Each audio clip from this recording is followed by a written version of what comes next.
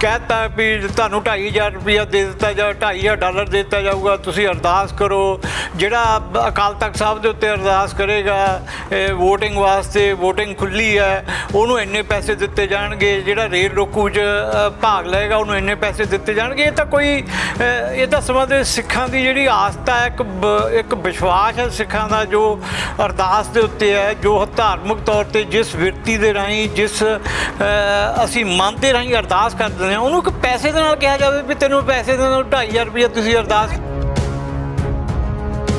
ਕੋਈ ਤਾਂ ਇੱਕ ਪੋਸਟ ਵੀ ਸ਼ੇਅਰ ਕਰ ਦਿੰਦਾ ਨੌਜਵਾਨ, ਉਹਨੂੰ ਚੱਕ ਕੇ ਅੰਦਰ ਡੱਕ ਦਿੰਦੇ ਆ। ਬਿਲਕੁਲ ਬਿਲਕੁਲ। ਇੱਥੇ ਮੈਂ ਤੁਹਾਡੇ ਨਾਲ ਗੱਲ ਕਰੂੰਗਾ, ਤੁਸੀਂ ਲੰਬੇ ਸਮੇਂ ਤੋਂ ਖਾਲਿਸਤਾਨ ਦੇ ਨਾਅਰੇ ਵੀ ਲਾਉਂਦੇ ਹੋ, ਖਾਲਿਸਤਾਨ ਦਾ ਸੰਘਰਸ਼ ਵੀ ਕਰਦੇ ਹੋ, ਰੋਡਾਂ ਦੇ ਉੱਤੇ ਮੁਜ਼ਾਹਰੇ ਵੀ ਕਰਦੇ ਹੋ।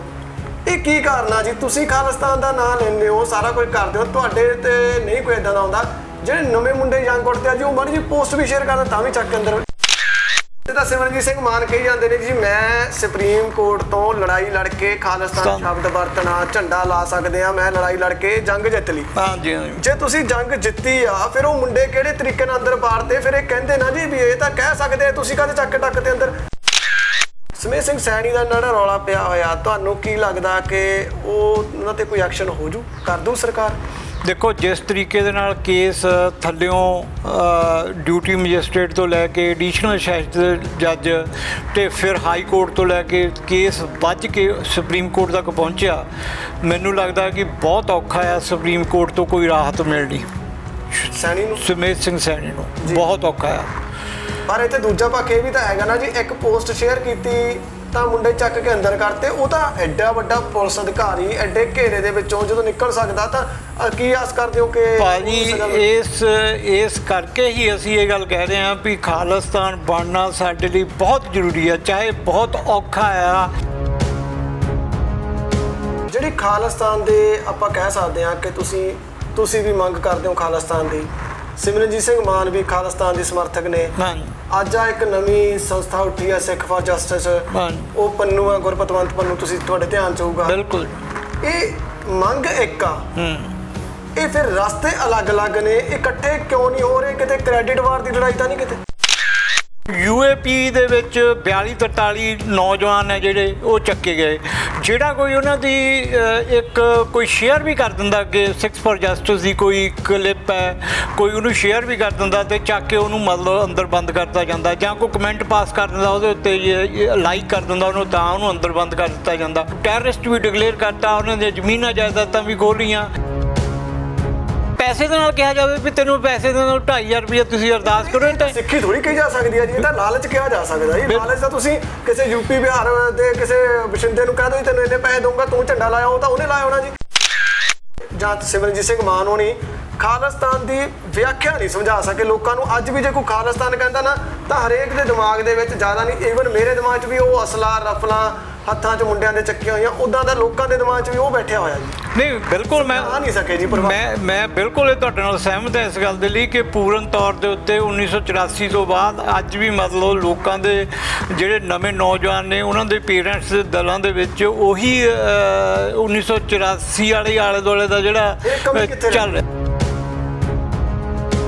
ਜੇ 3.25 ਕਰੋੜ ਦੀ ਪੰਜਾਬ ਦੀ ਆਬਾਦੀ ਦੇ ਵਿੱਚੋਂ ਤੁਹਾਨੂੰ ਵੋਟ ਹੀ 10,000 ਪੈਂਦੀ ਪਈ ਆ ਜੀ, ਜਦੋਂ ਲੋਕ ਪਸੰਦ ਹੀ ਨਹੀਂ ਕਰਦੇ, ਫਿਰ ਕਾਹਨੂੰ ਰੌਲਾ ਪਾਇਆ ਜੀ? ਸਤਿ ਸ਼੍ਰੀ ਅਕਾਲ ਜੀ, ਤੁਸੀਂ ਦੇਖ ਰਹੇ ਹੋ ਪ੍ਰਾਈਮ ਮੁੱਦੇ, ਮੈਂ ਤਰਲੋਚਨ ਸਿੰਘ ਗਿੱਲਾਂ।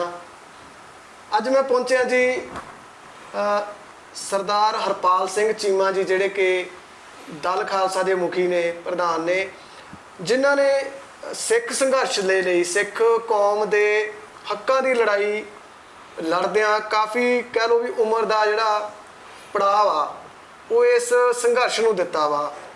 ਤੇ ਅੱਜ ਉਹਨਾਂ ਨਾਲ ਗੱਲ ਤਾਂ ਕਰਨ ਆਏ ਆ ਕਿ ਇਸ ਸਮੇਂ ਸਿੱਖਾਂ ਦੇ ਬਹੁਤ ਸਾਰੇ ਮਸਲੇ ਨੇ ਜਿਹੜੇ ਉਹ ਕਹਿ ਲਓ ਉਲਝੇ ਹੋਏ ਨੇ ਤੇ ਉੱਠੇ ਵੀ ਹੋਏ ਨੇ, ਲੋਕਾਂ ਦੇ ਨਾ ਧਿਆਨ ਦੇ ਵਿੱਚ ਜਾਂ ਲੋਕਾਂ ਦੇ ਵਿੱਚ ਚਰਚਾ ਦੇ ਵਿੱਚ ਨੇ ਕਿ ਆਹ ਕਿਉਂ ਹੋਇਆ, ਆਹ ਕਿਉਂ ਹੋ ਰਿਹਾ ਵਾ।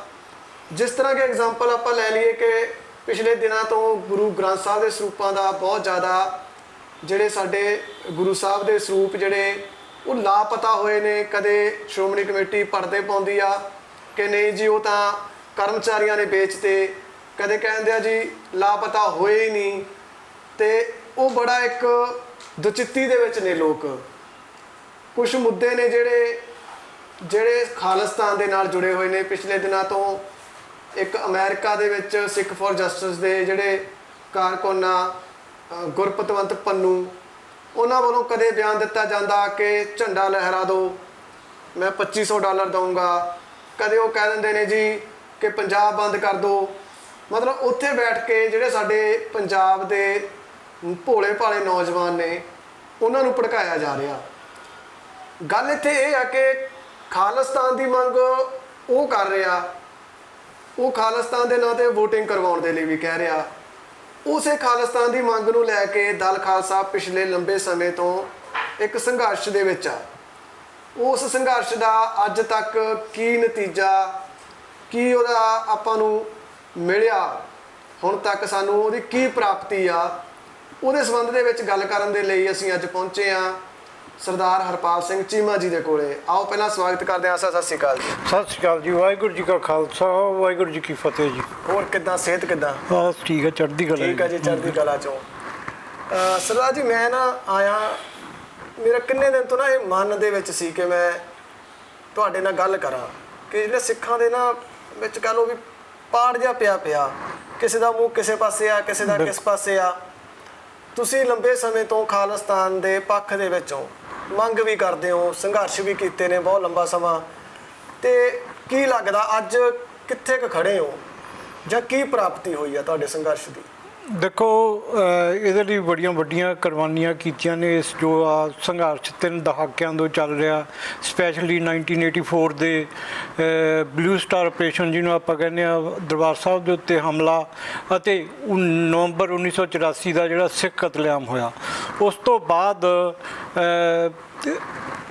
ਉੱਥੇ ਹਰਿਮੰਦਰ ਸਾਹਿਬ ਦੇ ਵਿੱਚ ਇੱਕ ਇਕੱਠ ਹੋਇਆ ਸੀਗਾ ਸਰਬੱਤ ਖਾਲਸੇ ਦਾ। ਉਹਦੇ ਵਿੱਚ 29 ਅਪ੍ਰੈਲ 1986 ਨੂੰ ਮਤਲਬ ਉੱਥੋਂ ਦੀ ਜਿਹੜੀ ਉਸ ਇਕੱਠ 'ਚ ਪੰਥਕ ਕਮੇਟੀ ਬਣੀ ਸੀਗੀ, ਉਸ ਪੰਥਕ ਕਮੇਟੀ ਨੇ 29 ਅਪ੍ਰੈਲ 1986 ਨੂੰ ਖਾਲਿਸਤਾਨ ਦਾ ਐਲਾਨ ਕੀਤਾ ਹੈ। ਔਰ ਉਦੋਂ ਤੋਂ ਅਸੀਂ ਮੰਨਦੇ ਹਾਂ ਵੀ ਇਹ ਜਿਹੜੀ ਲਹਿਰ ਹੈ ਇਹ 29 ਅਪ੍ਰੈਲ 1986 ਤੋਂ ਸਿੱਧੀ ਤੌਰ ਦੇ ਉੱਤੇ ਖਾਲਿਸਤਾਨ ਦੇ ਲਈ ਚੱਲ ਰਹੀ ਆ। ਔਰ ਇਸ ਲਹਿਰ ਦੇ ਵਿੱਚ ਬਹੁਤ ਨੌਜਵਾਨਾਂ ਨੇ ਉਹਨਾਂ ਨੂੰ ਆਪਣੀ ਜਾਨਾਂ ਤੋਂ ਹੱਥ ਧੋਣੇ ਪਏ, ਕੁਰਬਾਨੀਆਂ ਕੀਤੀਆਂ। ਬਾਹਰ ਵੀ ਸਟੇਟਾਂ ਦੇ ਵਿੱਚ ਜਿਹੜਾ ਜਾਨੀ ਤੇ ਮਾਲੀ ਨੁਕਸਾਨ ਹੈ ਜਿਹੜਾ ਉਹ ਸਿੱਖ ਕੌਮ ਨੂੰ ਨਵੰਬਰ 1984 ਦੇ ਵਿੱਚ ਹੋਇਆ।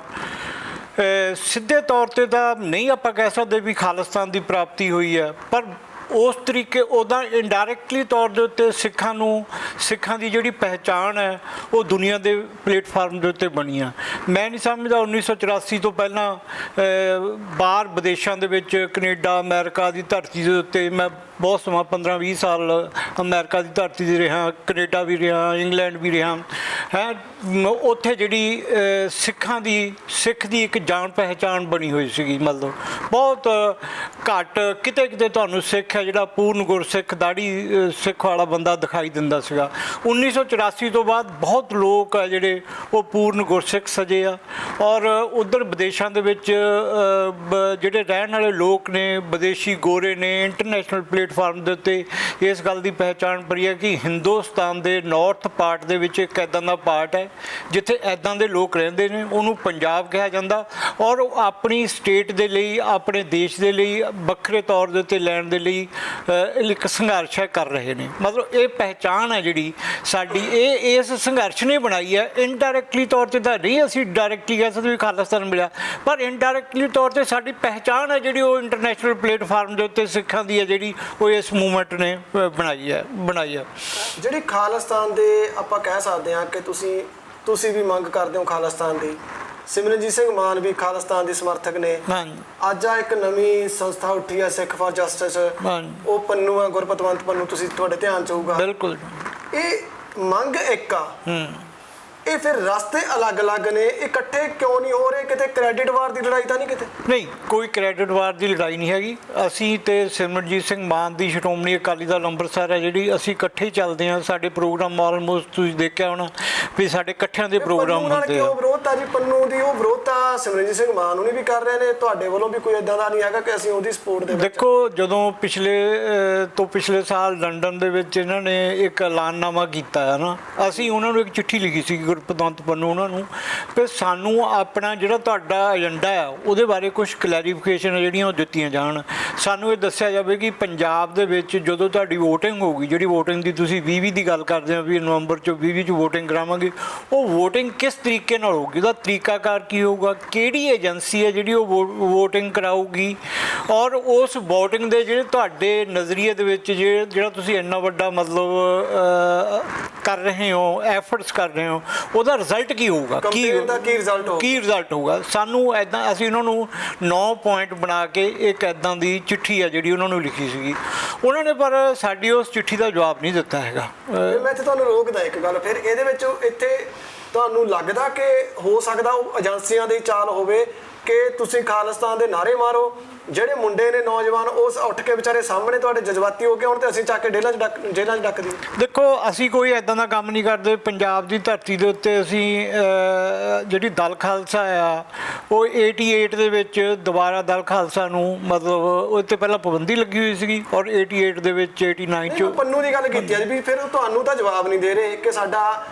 ਏਜੰਡਾ ਕੀ ਆ ਕਿਉਂਕਿ ਲੜਾਈ ਤੁਹਾਡੀ ਇੱਕ ਸਾਂਝੇ ਮਕਸਦ ਲਈ ਆ, ਤੁਹਾਨੂੰ ਉਹ ਜਵਾਬ ਨਹੀਂ ਦੇ ਰਹੇ। ਇਹਦਾ ਕਿਤੇ ਇਹ ਤਾਂ ਨਹੀਂ ਕਿ ਬੜੀਆਂ ਏਜੰਸੀਆਂ ਨੇ ਜੀ, ਕਹਿ ਸਕਦੇ ਆ ਬੜੇ ਲੋਕ ਨੇ ਜਿਹੜੇ ਧਰਮਾਂ ਨੂੰ ਖਤਮ ਕਰ ਲੈਂਦੇ ਆ, ਈਸਾਈ ਧਰਮ ਖਤਮ ਕਰਤਾ, ਬੋਧੀ ਕਰਤੇ ਜੀ ਤੇ ਜੈਨੀ ਕਰਤੇ, ਕਿਤੇ ਸਿੱਖ ਧਰਮ ਦੇ ਮੁੰਡਿਆਂ ਨੂੰ ਜਿਹੜੀ ਕਰੀਮ ਆ ਸਾਡੀ, ਜਿਹੜੇ ਜਜ਼ਬਾਤੀ ਹੋ ਕੇ ਖਾਲਿਸਤਾਨ ਦੇ ਨਾਂ ਤੇ ਬਾਹਰ ਆ ਕੇ ਕੋਈ ਨਾਰਾ ਮਾਰਦਾ, ਕੋਈ ਝੰਡਾ ਲਾ ਦਿੰਦਾ ਜੀ, ਉਹਨਾਂ ਨੂੰ ਚੱਕ ਅੰਦਰ ਡੱਕਣ। ਨਹੀਂ ਦੇਖੋ, ਸਿਕਸ ਫॉर ਜਸਟਿਸ ਦਾ ਪੰਜਾਬ ਦੇ ਵਿੱਚ ਕੋਈ ਕਾਰਕੁਨ ਨਹੀਂ ਹੈਗਾ ਔਨ ਗਰਾਊਂਡ ਦੇ ਉੱਤੇ। ਉਹਨਾਂ ਦੀ ਕੋਈ ਵੀ ਮਤਲਬ ਜਥੇਬੰਦੀ ਦਾ ਜਿਹੜਾ ਕੋਈ ਰੂਪ ਰੇਖਾ ਜਾਂ ਉਹਨਾਂ ਦਾ ਕੋਈ ਮੈਂਬਰ ਉਹਨਾਂ ਨੇ ਕਦੇ ਨਹੀਂ ਐਲਾਨਿਆ ਵੀ ਸਾਡਾ ਪ੍ਰਧਾਨ ਹੈ ਇੱਥੋਂ ਦਾ ਰਹਿਣ ਵਾਲਾ ਜਾਂ ਸਾਡਾ ਜਨਰਲ ਸਕੱਤਰ ਹੈ। ਜਿੰਨੀ ਵੀ ਉਹਨਾਂ ਦੀ ਰੂਪ ਰੇਖਾ ਹੈਗੀ ਹੈ, ਜਿੰਨੀ ਉਹਨਾਂ ਦੀ ਬਣਤਰ ਹੈ, ਉਹ ਸਾਰੀ ਸਿਕਸ ਫॉर ਜਸਟਿਸ ਦੀ ਬਾਹਰ ਵਿਦੇਸ਼ਾਂ ਦੇ ਵਿੱਚ ਹੀ ਹੈ। ਅਮਰੀਕਾ ਦੇ ਵਿੱਚ ਉਹਨਾਂ ਦਾ ਬੇਸ ਹੈ, ਅਮਰੀਕਾ ਕੈਨੇਡਾ ਦੇ ਵਿੱਚ ਤੇ ਯੂਰਪ ਦੇ ਵਿੱਚ ਤੇ ਇੰਗਲੈਂਡ ਦੇ ਵਿੱਚ ਉਹਨਾਂ ਦਾ ਜਿਹੜਾ ਕਾਰਜ ਖੇਤਰ ਹੈ ਜਿੱਥੇ ਉਹ ਕਾਰਜ ਕਰਦੇ ਆ। ਸੋ ਇੱਥੇ ਉਹਨਾਂ ਦਾ ਕੋਈ ਕਾਰਜ ਨਹੀਂ। ਹੁਣ ਉੱਤੋਂ ਉਹ ਐਲਾਨੀਆ ਤੌਰ 'ਤੇ ਕੋਈ ਨਾ ਕੋਈ ਐਲਾਨ ਹੈ ਜਿਹੜਾ ਇਹਨਾਂ ਦਿਨਾਂ 'ਚ ਤਾਂ ਉਹਨਾਂ ਨੇ ਬਹੁਤ ਐਲਾਨ ਕੀਤੇ ਨੇ ਕਿ ਕਦੇ ਪੰਜਾਬ ਬੰਦ ਦਾ ਐਲਾਨ ਕਰ ਦਿੱਤਾ, ਹੁਣ ਰੇ ਲੋਕੂ ਦਾ ਉਹਨਾਂ ਨੇ ਉੱਦਾਂ ਰੱਖਿਆ। UAP ਦੇ ਵਿੱਚ 42-43 ਨੌਜਵਾਨ ਹੈ ਜਿਹੜੇ ਉਹ ਚੱਕੇ ਗਏ। ਜਿਹੜਾ ਕੋਈ ਉਹਨਾਂ ਦੀ ਇੱਕ ਕੋਈ ਸ਼ੇਅਰ ਵੀ ਕਰ ਦਿੰਦਾ ਕਿ ਸਿਕਸ ਫॉर ਜਸਟਿਸ ਦੀ ਕੋਈ ਕਲਿੱਪ ਹੈ, ਕੋਈ ਉਹਨੂੰ ਸ਼ੇਅਰ ਵੀ ਕਰ ਦਿੰਦਾ ਤੇ ਚੱਕ ਕੇ ਉਹਨੂੰ ਮਤਲਬ ਅੰਦਰ ਬੰਦ ਕਰਤਾ ਜਾਂਦਾ, ਜਾਂ ਕੋਈ ਕਮੈਂਟ ਪਾਸ ਕਰ ਦਿੰਦਾ ਉਹਦੇ ਉੱਤੇ ਲਾਈਕ ਕਰ ਦਿੰਦਾ ਉਹਨੂੰ, ਤਾਂ ਉਹਨੂੰ ਅੰਦਰ ਬੰਦ ਕਰ ਦਿੱਤਾ ਜਾਂਦਾ। ਹੁਣ ਇਹਨਾਂ ਨੇ ਤਾਂ ਉਹਨੂੰ ਬੈਨ ਕਰ ਦਿੱਤਾ। ਹਿੰਦੁਸਤਾਨ ਨੇ ਸਿਕਸ ਫॉर ਜਸਟਿਸ ਨੂੰ ਅਨਲॉफुल ਐਕਟੀਵਿਟੀ ਪ੍ਰੀਵੈਂਸ਼ਨ ਐਕਟ ਦੇ ਥੱਲੇ ਬੰਦ, ਉਹਨੂੰ ਟੈਰਰਿਸਟ ਘੋਸ਼ਿਤ ਕਰਤਾ, ਜਥੇਬੰਦੀ ਉਹਨਾਂ ਦੀ ਬੈਨ ਕਰ ਦਿੱਤੀ ਆ। ਹੁਣ ਉਹ ਸਾਨੂੰ ਇਸ ਗੱਲ ਦਾ ਆਪ ਨਹੀਂ ਪਤਾ ਲੱਗਦਾ ਕਿ ਜਦੋਂ ਉਹਨਾਂ ਦਾ ਇਸ ਧਰਤੀ 'ਤੇ ਕੋਈ ਮਤਲਬ ਕੋਈ ਕਾਰਕੁਨ ਨਹੀਂ ਹੈ, ਕੋਈ ਉਹਨਾਂ ਦੀ ਬਣਤਰ ਨਹੀਂ। ਹਿੰਦੁਸਤਾਨ ਨੂੰ ਅਸੀਂ ਸੋਚਦੇ ਹਾਂ ਵੀ ਸ਼ਾਇਦ ਹਿੰਦੁਸਤਾਨ ਨੇ ਇਸ ਖਾਲਿਸਤਾਨ ਦੀ ਮੂਵਮੈਂਟ ਨੂੰ ਹੋਰ ਹਰਟ ਕਰਨ ਦੇ ਲਈ, ਕਿਸੇ ਨਾ ਕਿਸੇ ਤਰੀਕੇ ਨਾਲ ਬਰਬਾਦ ਕਰਨ ਦੇ ਲਈ ਇਹ ਐਵੇਂ ਹੀ ਡਿਕਲੇਅਰ ਕਰੀ ਜਾਂਦੇ ਨੇ ਵੀ ਅਸੀਂ ਉਹਨਾਂ ਨੂੰ ਅਨਲॉफुल ਐਕਟੀਵਿਟੀ ਪ੍ਰੀਵੈਂਸ਼ਨ ਐਕਟ ਦੇ ਥੱਲੇ ਬੰਦ ਕਰ ਰਹੇ ਹਾਂ। ਉਹਨਾਂ ਦੀ ਕਿਹੜੀ ਅਨਲॉफुल ਐਕਟੀਵਿਟੀ ਪ੍ਰੀਵੈਂਸ਼ਨ ਐਕਟ ਹੈ ਜਿਹੜੀ ਉਹਨਾਂ ਨੇ ਇਲੀਗਲ ਐਕਟੀਵਿਟੀ ਜੇ ਕੀਤੀ, ਅਨਲॉफुल ਐਕਟੀਵਿਟੀ ਉਹਨਾਂ ਨੇ ਕੋਈ ਨਹੀਂ ਕੀਤੀ ਹੈਗੀ ਪੰਜਾਬ ਦੀ ਧਰਤੀ ਦੇ ਉੱਤੇ, ਜਿਸ ਥੱਲੇ ਉਹਨਾਂ ਨੂੰ ਟੈਰਰਿਸਟ ਵੀ ਡਿਕਲੇਅਰ ਕਰਤਾ, ਉਹਨਾਂ ਦੀਆਂ ਜ਼ਮੀਨਾਂ ਜਾਇਦਾਦਾਂ ਵੀ ਖੋਹ ਲਈਆਂ।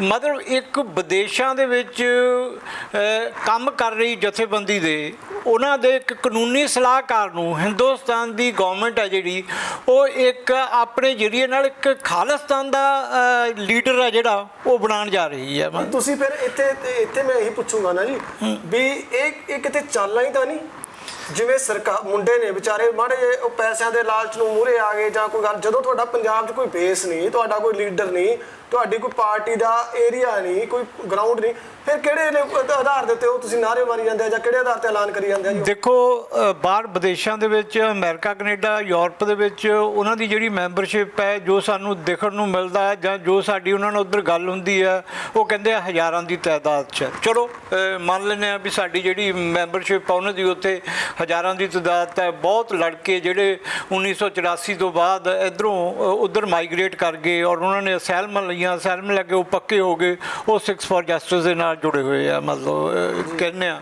ਹੁਣ ਉਹ ਉਹਨੂੰ ਮੰਨਦੇ ਆ, ਉਹ ਕਹਿੰਦੇ ਆ ਵੀ ਸਾਡੀਆਂ ਐਕਟੀਵਿਟੀਜ਼ ਜਿੰਨੀਆਂ ਵੀ ਹੈਗੀਆਂ ਨੇ ਉਹ ਮਤਲਬ ਕੋਈ ਇੱਦਾਂ ਦੀ ਸਾਡੀ ਐਕਟੀਵਿਟੀਜ਼ ਨਹੀਂ ਹੈਗੀ ਜਿਹੜੀ ਕਿ ਮਤਲਬ ਕੋਈ ਅਸੀਂ ਕੋਈ ਐਕਸ਼ਨ ਕਰਨਾ ਹੋਵੇ, ਕਿਸੇ ਬੰਦੇ ਨੂੰ ਮਾਰਨ ਦੀ ਨਹੀਂ ਸਾਡੀ ਕੋਈ ਐਕਟੀਵਿਟੀ, ਕੋਈ ਅਸੀਂ ਇੱਦਾਂ ਦੀ ਹੋਰ ਅਨਲॉफुल ਐਕਟੀਵਿਟੀ ਨਹੀਂ ਕਰਦੇ। ਕਰਦੇ। ਮਾਰਨ ਦਾ ਨਹੀਂ ਹੈਗਾ ਜੀ, ਪਰ ਆ ਤਾਂ ਪਰਿਵਾਰ ਤਾਂ ਵਿਚਾਰੇ ਉਹ 42-43 ਪਰਿਵਾਰ ਤਾਂ ਮਾਰੇ ਗਏ ਨਾ ਜੀ, ਉਹਨਾਂ ਪਰਿਵਾਰਾਂ ਦਾ ਕੀ ਕਸੂਰ? ਬਿਲਕੁਲ ਅਸੀਂ ਇਹ ਗੱਲ ਮੰਨਦੇ ਹਾਂ ਵੀ ਔਰ ਅਸੀਂ ਤਾਂ ਉਹਨਾਂ ਦੇ ਮੁੰਡਿਆਂ ਦੇ ਪਿੱਛੇ ਵੀ ਪਿਛਲੇ ਦਿਨਾਂ ਦੇ ਵਿੱਚ ਉਹ ਲਵਪ੍ਰੀਤ ਮੁੰਡਾ ਆ, ਉਹ ਗਿਆ ਸੀ ਉਹਨਾਂ ਦੇ ਮਗਰ ਜਾਂਦੇ ਆ, ਸੁਸਾਈਡ ਕਰ ਗਿਆ ਵਿਚਾਰਾ। ਉਹ ਐਵੇਂ ਹੀ ਮਤਲਬ ਜਿੱਥੇ ਵੀ ਕੋਈ ਕਿਤੇ ਮਤਲਬ ਮਾੜਾ ਮੋਟਾ ਵੀ ਕੋਈ ਕਿਤੇ ਖਾਲਿਸਤਾਨ ਦਾ ਦਿਖਾਤਾ, ਆ ਖਾਲਿਸਤਾਨ ਦਾ ਝੰਡਾ ਲਹਿਰਾਤਾ ਜੀ, ਕਿਸੇ ਪੁਲ ਦੇ ਉੱਤੇ ਝੰਡਾ ਲਾਤਾ ਜੀ, ਕੋਈ ਐਕਟੀਵਿਟੀ ਨਹੀਂ ਹੈਗੀ ਇਹ ਖਾਲਿਸਤਾਨ ਦੇ ਨਾਲ ਰਿਲੇਟਡ ਹੈਗੀ।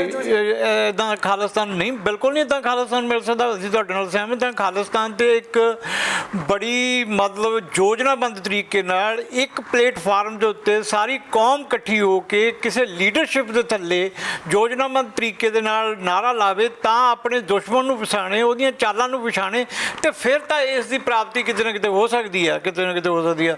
ਪਰ ਜੇ ਇਸ ਤਰੀਕੇ ਦਾ ਹੀ ਮਾਹੌਲ ਕ੍ਰੀਏਟ ਕਰਨਾ ਕਿ ਕਹਿਤਾ ਵੀ ਤੁਹਾਨੂੰ 2500 ਰੁਪਇਆ ਦੇ ਦਿੱਤਾ ਜਾ, $2500 ਦੇ ਦਿੱਤਾ ਜਾਊਗਾ, ਤੁਸੀਂ ਅਰਦਾਸ ਕਰੋ, ਜਿਹੜਾ ਅਕਾਲ ਤਖਤ ਸਾਹਿਬ ਦੇ ਉੱਤੇ ਅਰਦਾਸ ਕਰੇਗਾ ਵੋਟਿੰਗ ਵਾਸਤੇ, ਵੋਟਿੰਗ ਖੁੱਲੀ ਹੈ, ਉਹਨੂੰ ਇੰਨੇ ਪੈਸੇ ਦਿੱਤੇ ਜਾਣਗੇ, ਜਿਹੜਾ ਰੇਲ ਰੋਕੂ 'ਚ ਭਾਗ ਲਏਗਾ ਉਹਨੂੰ ਇੰਨੇ ਪੈਸੇ ਦਿੱਤੇ ਜਾਣਗੇ। ਇਹ ਤਾਂ ਕੋਈ ਇਹ ਤਾਂ ਸਮਾਂ ਦੇ ਸਿੱਖਾਂ ਦੀ ਜਿਹੜੀ ਆਸਥਾ ਹੈ, ਇੱਕ ਵਿਸ਼ਵਾਸ ਹੈ ਸਿੱਖਾਂ ਦਾ ਜੋ ਅਰਦਾਸ ਦੇ ਉੱਤੇ ਹੈ, ਜੋ ਧਾਰਮਿਕ ਤੌਰ ਤੇ ਜਿਸ ਵਿਰਤੀ ਦੇ ਰਾਹੀਂ, ਜਿਸ ਅਸੀਂ ਮਨ ਦੇ ਰਾਹੀਂ ਅਰਦਾਸ ਕਰ ਦਿੰਦੇ ਹਾਂ, ਉਹਨੂੰ ਪੈਸੇ ਦੇ ਨਾਲ ਕਿਹਾ ਜਾਵੇ ਵੀ ਤੈਨੂੰ ਪੈਸੇ ਦੇ ਨਾਲ 2500 ਰੁਪਇਆ ਤੁਸੀਂ ਅਰਦਾਸ ਕਰੋ। ਤਾਂ ਸਿੱਖੀ ਥੋੜੀ ਕਹੀ ਜਾ ਸਕਦੀ ਹੈ ਜੀ, ਇਹ ਤਾਂ ਲਾਲਚ ਕਿਹਾ ਜਾ ਸਕਦਾ ਜੀ। ਲਾਲਚ ਤਾਂ ਤੁਸੀਂ ਕਿਸੇ ਯੂਪੀ ਬਿਹਾਰ ਦੇ ਕਿਸੇ ਬਸ਼ਿੰਦੇ ਨੂੰ ਕਹਿ ਦਿਓ ਤੈਨੂੰ ਇੰਨੇ ਪੈਸੇ ਦਊਂਗਾ, ਤੂੰ ਝੰਡਾ ਲਾਇਆ, ਉਹ ਤਾਂ ਉਹਨੇ ਲਾਇਆ ਹੋਣਾ ਜੀ। ਦੇਖੋ ਸਿੱਖੀ ਥੋੜੀ ਕਹੀ ਜਾ ਸਕਦੀ। ਅਗਰ ਸਾਡੇ ਨਾਲ ਉਹ ਸਾਡੀ ਚਿੱਠੀ ਦਾ ਜਵਾਬ ਦਿੰਦੇ, ਸਾਡੇ ਨਾਲ ਉਹ ਤਾਲਮੇਲ ਰੱਖਦੇ, ਉਹਨਾਂ ਨੂੰ ਅਗਰ ਵੋਟਾਂ ਪਾਉਣੀਆਂ ਸੀ ਪੰਜਾਬ ਦੀ ਧਰਤੀ ਤੇ, ਉਹਨਾਂ ਨੂੰ ਚਾਹੀਦੇ ਸੀਗੇ ਬੰਦੇ, ਪਾਰਟੀਆਂ ਚਾਹੀਦੀਆਂ ਸੀ ਜਿਹੜੀਆਂ ਉਹਨਾਂ ਦੇ ਨਾਲ ਵੋਟਾਂ ਪਾਉਣ ਦੇ ਵਿੱਚ ਮਦਦ ਕਰਨ।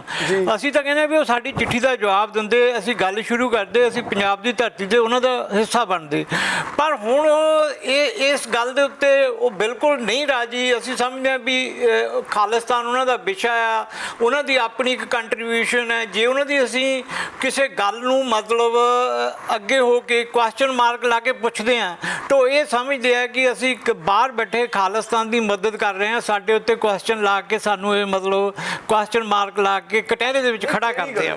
ਜੇ ਉਹ ਇਦਾਂ ਦੀ ਥਿੰਕਿੰਗ ਰੱਖਦੇ ਆ, ਤੁਸੀਂ ਇਹ ਦੱਸੋ ਕਿ ਖਾਲਿਸਤਾਨ ਆਖਰ ਨੂੰ ਉਹਨਾਂ ਨੇ ਕੀ ਕਹਿੰਦੇ, ਬਣਾਉਣਾ ਤਾਂ ਪੰਜਾਬ 'ਚ ਹੀ ਹੋਊ, ਸਿੱਖਾਂ ਦੇ ਲਈ, ਪੰਥ ਦੇ ਲਈ ਬਣਨਾ। ਔਰ ਪੰਜਾਬ ਦਾ ਜਿਹੜਾ ਮੇਨ ਉਹਦੀ ਲੈਂਡ ਆ, ਜਿਹੜੀ ਬਾਇਓਗ੍ਰਾਫੀਕਲ ਲੈਂਡ ਆ, ਉਹ ਪੰਜਾਬ ਹੋਣੀ ਆ। ਮਤਲਬ ਤੁਸੀਂ ਚਲੋ ਇਹ ਤਾਂ ਮੈਨੂੰ ਆਪਣੇ ਨਿੱਜੀ ਤੌਰ ਤੇ ਲੱਗਦਾ ਕਿ ਮੇਰਾ ਵੀ ਦਿਮਾਗ ਇਹ ਕਹਿੰਦਾ ਕਿ ਹੋ ਸਕਦਾ ਕਿ ਸ਼ਰਾਰਤ ਹੋਵੇ ਕਿਸੇ ਦੀ, ਕਿ ਮੈਨੂੰ ਪਤਾ ਜੀ ਇਸ ਗੱਲ ਤੇ ਮੇਰਾ ਵੀ ਹੋ ਸਕਦਾ ਵਿਰੋਧ ਹੋਵੇ ਕਿ ਖਾਲਿਸਤਾਨ ਦੇ ਵਿਰੋਧੀ ਆ, ਮੈਂ ਕਿਸੇ ਚੀਜ਼ ਦੇ ਵਿਰੋਧੀ ਨਹੀਂ ਜੀ, ਅਸੀਂ ਕਿਸੇ ਦੇ ਪੱਖ 'ਚ ਨਹੀਂ ਹੈਗੇ।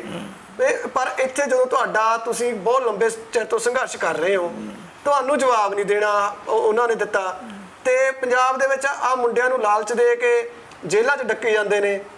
ਕੋਈ ਤਾਂ ਇੱਕ ਪੋਸਟ ਵੀ ਸ਼ੇਅਰ ਕਰ ਦਿੰਦਾ ਨੌਜਵਾਨ, ਉਹਨੂੰ ਚੱਕ ਕੇ ਅੰਦਰ ਡੱਕ ਦਿੰਦੇ ਆ। ਬਿਲਕੁਲ। ਇੱਥੇ ਮੈਂ ਤੁਹਾਡੇ ਨਾਲ ਗੱਲ ਕਰੂੰਗਾ, ਤੁਸੀਂ ਲੰਬੇ ਸਮੇਂ ਤੋਂ ਖਾਲਿਸਤਾਨ ਦੇ ਨਾਅਰੇ ਵੀ ਲਾਉਂਦੇ ਹੋ, ਖਾਲਿਸਤਾਨ ਦਾ ਸੰਘਰਸ਼ ਵੀ ਕਰਦੇ ਹੋ, ਰੋਡਾਂ ਦੇ ਉੱਤੇ ਮੁਜ਼ਾਹਰੇ ਵੀ ਕਰਦੇ ਹੋ। ਇਹ ਕੀ ਕਾਰਨ ਆ ਜੀ? ਤੁਸੀਂ ਖਾਲਿਸਤਾਨ ਦਾ ਨਾਂ ਲੈਂਦੇ ਹੋ, ਸਾਰਾ ਕੁਝ ਕਰਦੇ ਹੋ, ਤੁਹਾਡੇ ਤੇ ਨਹੀਂ ਕੋਈ ਇਦਾਂ ਦਾ ਆਉਂਦਾ? ਜਿਹੜੇ ਨਵੇਂ ਮੁੰਡੇ ਯੰਗ ਉੱਠਦੇ ਆ ਜੀ, ਉਹ ਮਾੜੀ ਜੀ ਪੋਸਟ ਵੀ ਸ਼ੇਅਰ ਕਰਦੇ ਤਾਂ ਵੀ ਚੱਕ ਕੇ ਅੰਦਰ ਜੋ ਦੇਖੋ, ਸਪੈਸ਼ਲੀ ਪੋਸਟ ਵੀ ਉਹਨਾਂ ਦੀ ਸ਼ੇਅਰ ਕਰਦੇ ਆ, ਉਹ ਜਿਹੜੀ 6 ਫॉर ਜਸਟਿਸ ਦੇ ਨਾਲ ਜੁੜੀ ਹੋਈ। ਨਹੀਂ, ਵੈਸੇ ਵੀ ਕੋਈ ਖਾਲਿਸਤਾਨ ਲਿਖ ਕੇ ਪਾ ਦਿੰਦਾ ਜੀ ਮੁੰਡਾ, ਇੱਕ ਦੋ ਪੋਸਟਾਂ ਇਦਾਂ ਦੀਆਂ ਹੋਈਆਂ, ਉਹਨਾਂ ਨੇ ਵਿਚਾਰੇ ਨੇ ਖਾਲਿਸਤਾਨ ਦਾ ਲਿਖ ਕੇ ਪਾਇਆ ਤੇ ਉਹਨਾਂ ਦਾ ਚੱਕ ਕੇ ਅੰਦਰ ਰੱਖਦੇ। ਦੇਖੋ, ਉਹ ਜਿਹੜੇ ਮੁੰਡੇ ਆ ਜਿਨ੍ਹਾਂ ਦੇ ਮਗਰ ਪਾਉਂਦੇ ਆ, ਮਤਲਬ ਜਿਨ੍ਹਾਂ ਨੂੰ ਅਸੀਂ ਉਹਨਾਂ ਦੇ ਮਗਰ ਜਾਂਦੇ ਆ, ਅਸੀਂ ਉਹਨਾਂ ਦੇ ਲਈ ਵਕੀਲ ਵੀ ਖੜੇ ਕਰਦੇ ਆ, ਔਰ ਅਸੀਂ ਉਹਨਾਂ ਦਾ ਪਿੱਛਾ ਵੀ ਕਰਦੇ ਆ, ਜਾ ਕੇ ਕੋਰਟਾਂ ਦੇ ਵਿੱਚ ਵੀ ਅਸੀਂ ਉਹਨਾਂ ਦਾ ਪਿੱਛਾ ਕਰਦੇ ਆ ਵੀ ਤੁਸੀਂ ਖਾਲਿਸਤਾਨ ਦੇ ਕਹਿਣ ਦੇ ਉੱਤੇ ਕਿਸੇ ਨੂੰ ਵੀ ਮਤਲਬ ਆ ਜਿਹੜੇ ਉਹ ਨਹੀਂ ਪਾ ਸਕਦੇ। ਤੇ ਮੈਂ ਉਹੀ ਗੱਲ ਕਰਦਾ ਸੀਗਾ ਕਿ ਪੋਸਟ ਸ਼ੇਅਰ ਦੀ ਗੱਲ ਕਰਦਾ ਸੀਗਾ, ਤੁਸੀਂ ਵੀ ਤਾਂ ਨਾਅਰੇ ਲਾਉਂਦੇ ਹੋ, ਤੁਸੀਂ ਵੀ ਝੰਡੇ ਹੱਥ 'ਚ ਰੱਖਦੇ ਹੋ, ਫਿਰ ਤੁਹਾਡੇ ਤੇ ਇਦਾਂ ਦੀ ਕੋਈ ਕਿਉਂ ਨਹੀਂ? ਦੇਖੋ, ਇਹ ਤਾਂ ਹਿੰਦੁਸਤਾਨ ਦੀ ਗਵਰਨਮੈਂਟ ਦੱਸ ਸਕਦੀ ਹੈ ਤੁਹਾਨੂੰ ਕਿ ਅਸੀਂ ਹਰੇਕ ਥਾਂ ਦੇ ਉੱਤੇ 6 ਜੂਨ ਦਾ ਮੁਜ਼ਾਹਰਾ ਕਰਦੇ ਹਾਂ, 15 ਅਗਸਤ ਨੂੰ ਅਸੀਂ ਮੁਜ਼ਾਹਰਾ ਕਰਦੇ ਹਾਂ, 26 ਜਨਵਰੀ ਦਾ ਰੋਸ ਮਾਰਚ ਪ੍ਰਗਟ ਕਰਦੇ ਹਾਂ। ਹਾਂਜੀ, ਤੇ ਅਸੀਂ ਤਾਂ ਹਰੇਕ ਰੋਸ ਹੁਣ ਇਹ ਸਾਨੂੰ ਵੀ ਸਮਝ ਨਹੀਂ ਆਉਂਦੀ ਵੀ ਗਵਰਨਮੈਂਟ 6 ਫॉर ਜਸਟਿਸ ਦੇ ਬੰਦੇ ਜਾਂ ਜਾਂ ਕਿਸੇ ਵੀ ਬੰਦੇ ਨੂੰ, ਨੌਜਵਾਨ ਨੂੰ, ਜਿਹੜਾ ਕੋਈ ਬੰਦਾ ਇਲੀਗਲ ਹੈ, ਜਾਂ ਤੇ ਸਾਡਾ ਉਹਨਾਂ ਨੇ ਇਤਿਹਾਸ ਦੇਖ ਲਿਆ ਵੀ ਇਹ 10-10 12-12 ਸਾਲ 15-15 ਸਾਲ ਜੇਲ੍ਹਾਂ ਦੇ ਵਿੱਚ ਕੱਟੇ ਹੋਏ ਆ, ਇਹਨਾਂ ਨੂੰ ਹੋਰ 2-2 ਸਾਲ ਜੇ ਸਾਲ ਜਾਂ 6 ਮਹੀਨੇ ਜੇਲ੍ਹ ਦੇ ਵਿੱਚ ਸੁੱਟ ਦਿੱਤੇ ਜਾਵਾਂਗੇ ਤਾਂ ਕੀ ਹੋਊਗਾ। ਜਿਹੜੀ ਆਉਣ ਵਾਲੀ ਜਨਰੇਸ਼ਨ ਹੈ, ਆਉਣ ਵਾਲੀ ਪਨੀਰੀ ਹੈ, ਜਿਨ੍ਹਾਂ ਨੇ ਸਾਡੀ ਮੂਵਮੈਂਟ ਫੜਨੀ ਹੈ, ਜਿਨ੍ਹਾਂ ਨੂੰ ਅਸੀਂ ਕੋਸ਼ਿਸ਼ ਕਰਕੇ ਅਸੀਂ ਉਸ ਜਿਹੜੀ ਜੋ ਪਿਛਲੇ ਸਾਲਾਂ ਦੇ ਵਿੱਚ ਅਸੀਂ ਖੱਟਿਆ ਕਮਾਇਆ ਉਹ ਅਸੀਂ ਉਹਨਾਂ ਦੇ ਹੱਥ ਦੇ ਵਿੱਚ ਫੜਾਉਣਾ ਚਾਹੁੰਦੇ ਹਾਂ ਵੀ ਤੁਸੀਂ ਅੱਗੇ ਹੋਵੋ, ਅਸੀਂ ਤੁਹਾਨੂੰ ਐਡਵਾਈਜ਼ਰੀ ਰੋਲ ਦੇ ਵਿੱਚ ਜਾਣਾ ਚਾਹੁੰਦੇ ਹਾਂ।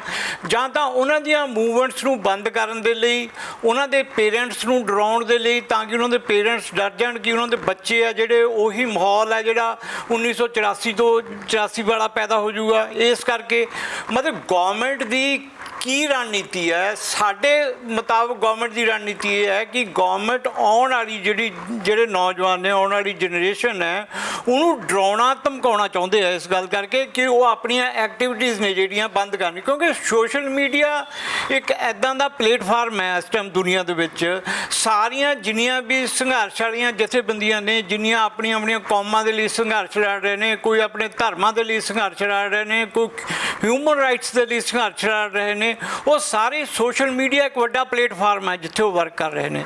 ਅੱਛਾ, ਹੁਣ ਇਹ ਖਾਲਿਸਤਾਨ ਦੀ ਜਿਹੜੀ ਐਕਟੀਵਿਟੀ ਹੈ ਇਹਨੂੰ ਸੋਸ਼ਲ ਮੀਡੀਆ ਦੇ ਉੱਤੇ ਬੰਦ ਕਰਨ ਦੇ ਲਈ ਅਸੀਂ ਸੋਚਦੇ ਹਾਂ ਕਿ ਨੌਜਵਾਨਾਂ ਨੂੰ ਫੜ ਕੇ UAP ਦੇ ਵਿੱਚ ਬੰਦ ਕਰਕੇ ਅੰਦਰ, ਈਵਨ ਕਿ ਪਿਛਲੇ ਦਿਨਾਂ 'ਚ ਨਵਾਂ ਸ਼ਹਿਰ ਦੇ ਵਿੱਚ ਇੱਕ ਤੁਸੀਂ ਕੇਸ ਹੋਇਆ ਹੋਣਾ, 3 ਸਾਲ ਹੋ ਗਏ ਉਸ ਕੇਸ ਨੂੰ, ਮਤਲਬ ਉਹਦਾ ਡਿਸਾਈਡ ਹੋਏ ਨੂੰ ਕਿ ਕੁਝ ਮੁੰਡਿਆਂ ਦੇ ਘਰ ਤੋਂ ਕੁਝ ਲਿਟਰੇਚਰ ਹੈ ਜਿਹੜਾ ਆਮ ਮਤਲਬ ਸਟਾਲਾਂ ਦੇ ਉੱਤੇ ਵਿਕਦਾ, ਉਹ ਘਰੋਂ ਫੜਿਆ ਗਿਆ ਅਤੇ ਉਹਨਾਂ ਨੂੰ ਮਤਲਬ ਜਿਹੜੀ ਉਮਰ ਕੈਦ ਦੀ ਉਹਨਾਂ ਨੇ ਲਾਈਫ ਸੈਂਟੈਂਸ ਹੈ ਜਿਹੜੀ ਦੇ ਦਿੱਤੀ ਆ।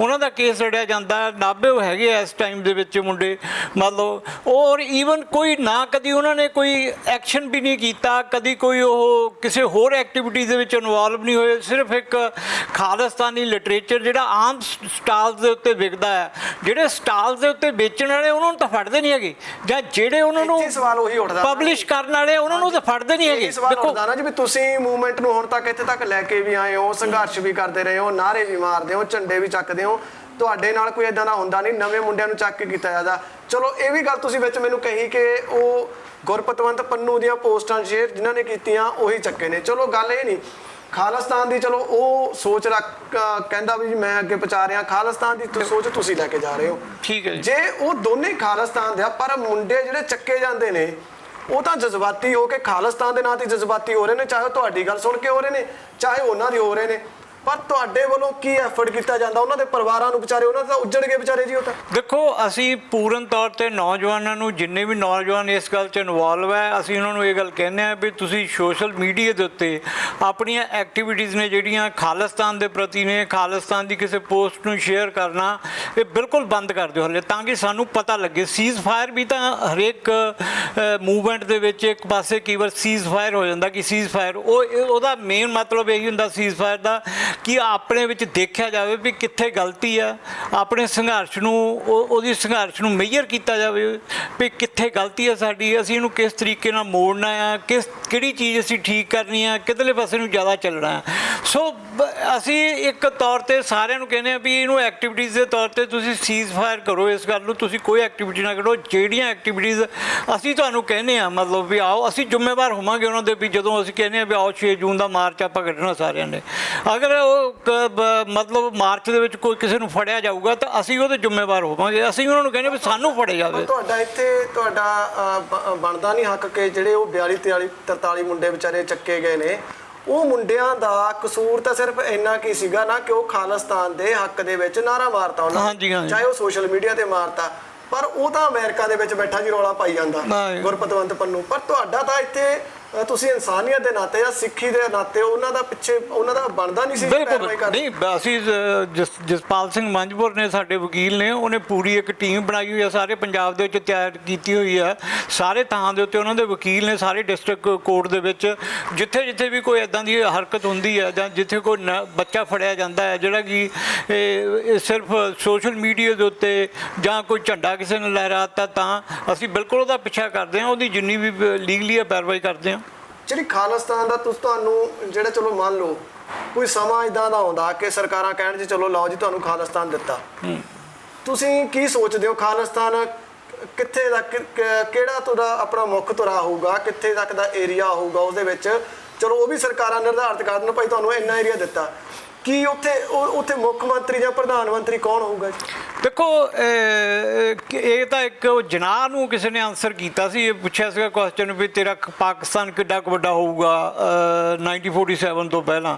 ਉਹ ਕਹਿੰਦਾ ਵੀ ਪਾਕਿਸਤਾਨ ਚਾਹੇ ਇੱਕ ਮੰਜੇ ਦੇ ਜਿੱਡਾ ਹੀ ਹੋਵੇ, ਇੱਕ ਮੇਰੀ ਜਿੱਥੇ ਮੇਰੀ ਦੇਹ ਜਾਣੀ ਉੱਡਾ ਹੀ ਹੋਵੇ, ਚਾਹੇ ਜਿੱਥੇ ਦਫਨਾਉਣੀ ਆ ਮੇਰੀ ਦੇਹ ਹੋਵੇ, ਪਰ ਮੈਂ ਪਾਕਿਸਤਾਨ ਬਣਾਊਂਗਾ ਜ਼ਰੂਰ।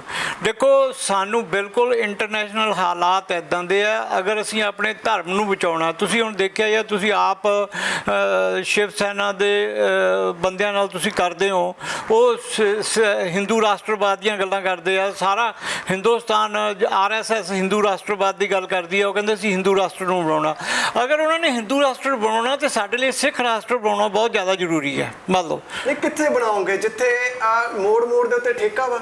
ਨਹੀਂ, ਦੇਖੋ ਮੋੜ ਦੇ ਉੱਤੇ ਬੀੜੀਆਂ ਸਿਗਰਟਾਂ ਵਾਲੇ ਖੋਖੇ ਨਹੀਂ ਜੀ? ਨਹੀਂ, ਅੱਜ ਦੀ ਐਡਮਿਨਿਸਟ੍ਰੇਸ਼ਨ ਹੈ ਜਿਹੜੀ, ਉਦੋਂ ਦੀ ਐਡਮਿਨਿਸਟ੍ਰੇਸ਼ਨ ਇਹ ਤਾਂ ਨਹੀਂ ਰਹੇਗੀ ਨਾ ਜਿਹੜੀ ਅੱਜ ਐਡਮਿਨਿਸਟ੍ਰੇਸ਼ਨ ਹੈ। ਇਹ ਉਦੋਂ ਇਹਦੇ ਵਿੱਚ ਕੀ ਸ਼ੱਕ ਆ ਜਾਂ ਇਹਦੇ ਵਿੱਚ ਕੀ ਯਕੀਨ ਆ ਕਿ ਫਿਰ ਵੀ ਜਿਹੜੇ ਅੱਜ ਦੇ ਲੀਡਰ ਨੇ, ਕਰਪਟ ਲੀਡਰ ਨੇ, ਵੋਟਾਂ ਨਾਲ ਹੀ ਬਣੂਗਾ ਜੀ ਉਸ ਟਾਈਮ ਵੀ ਮੁੱਖ ਮੰਤਰੀ ਜਾਂ ਪ੍ਰਧਾਨ ਮੰਤਰੀ?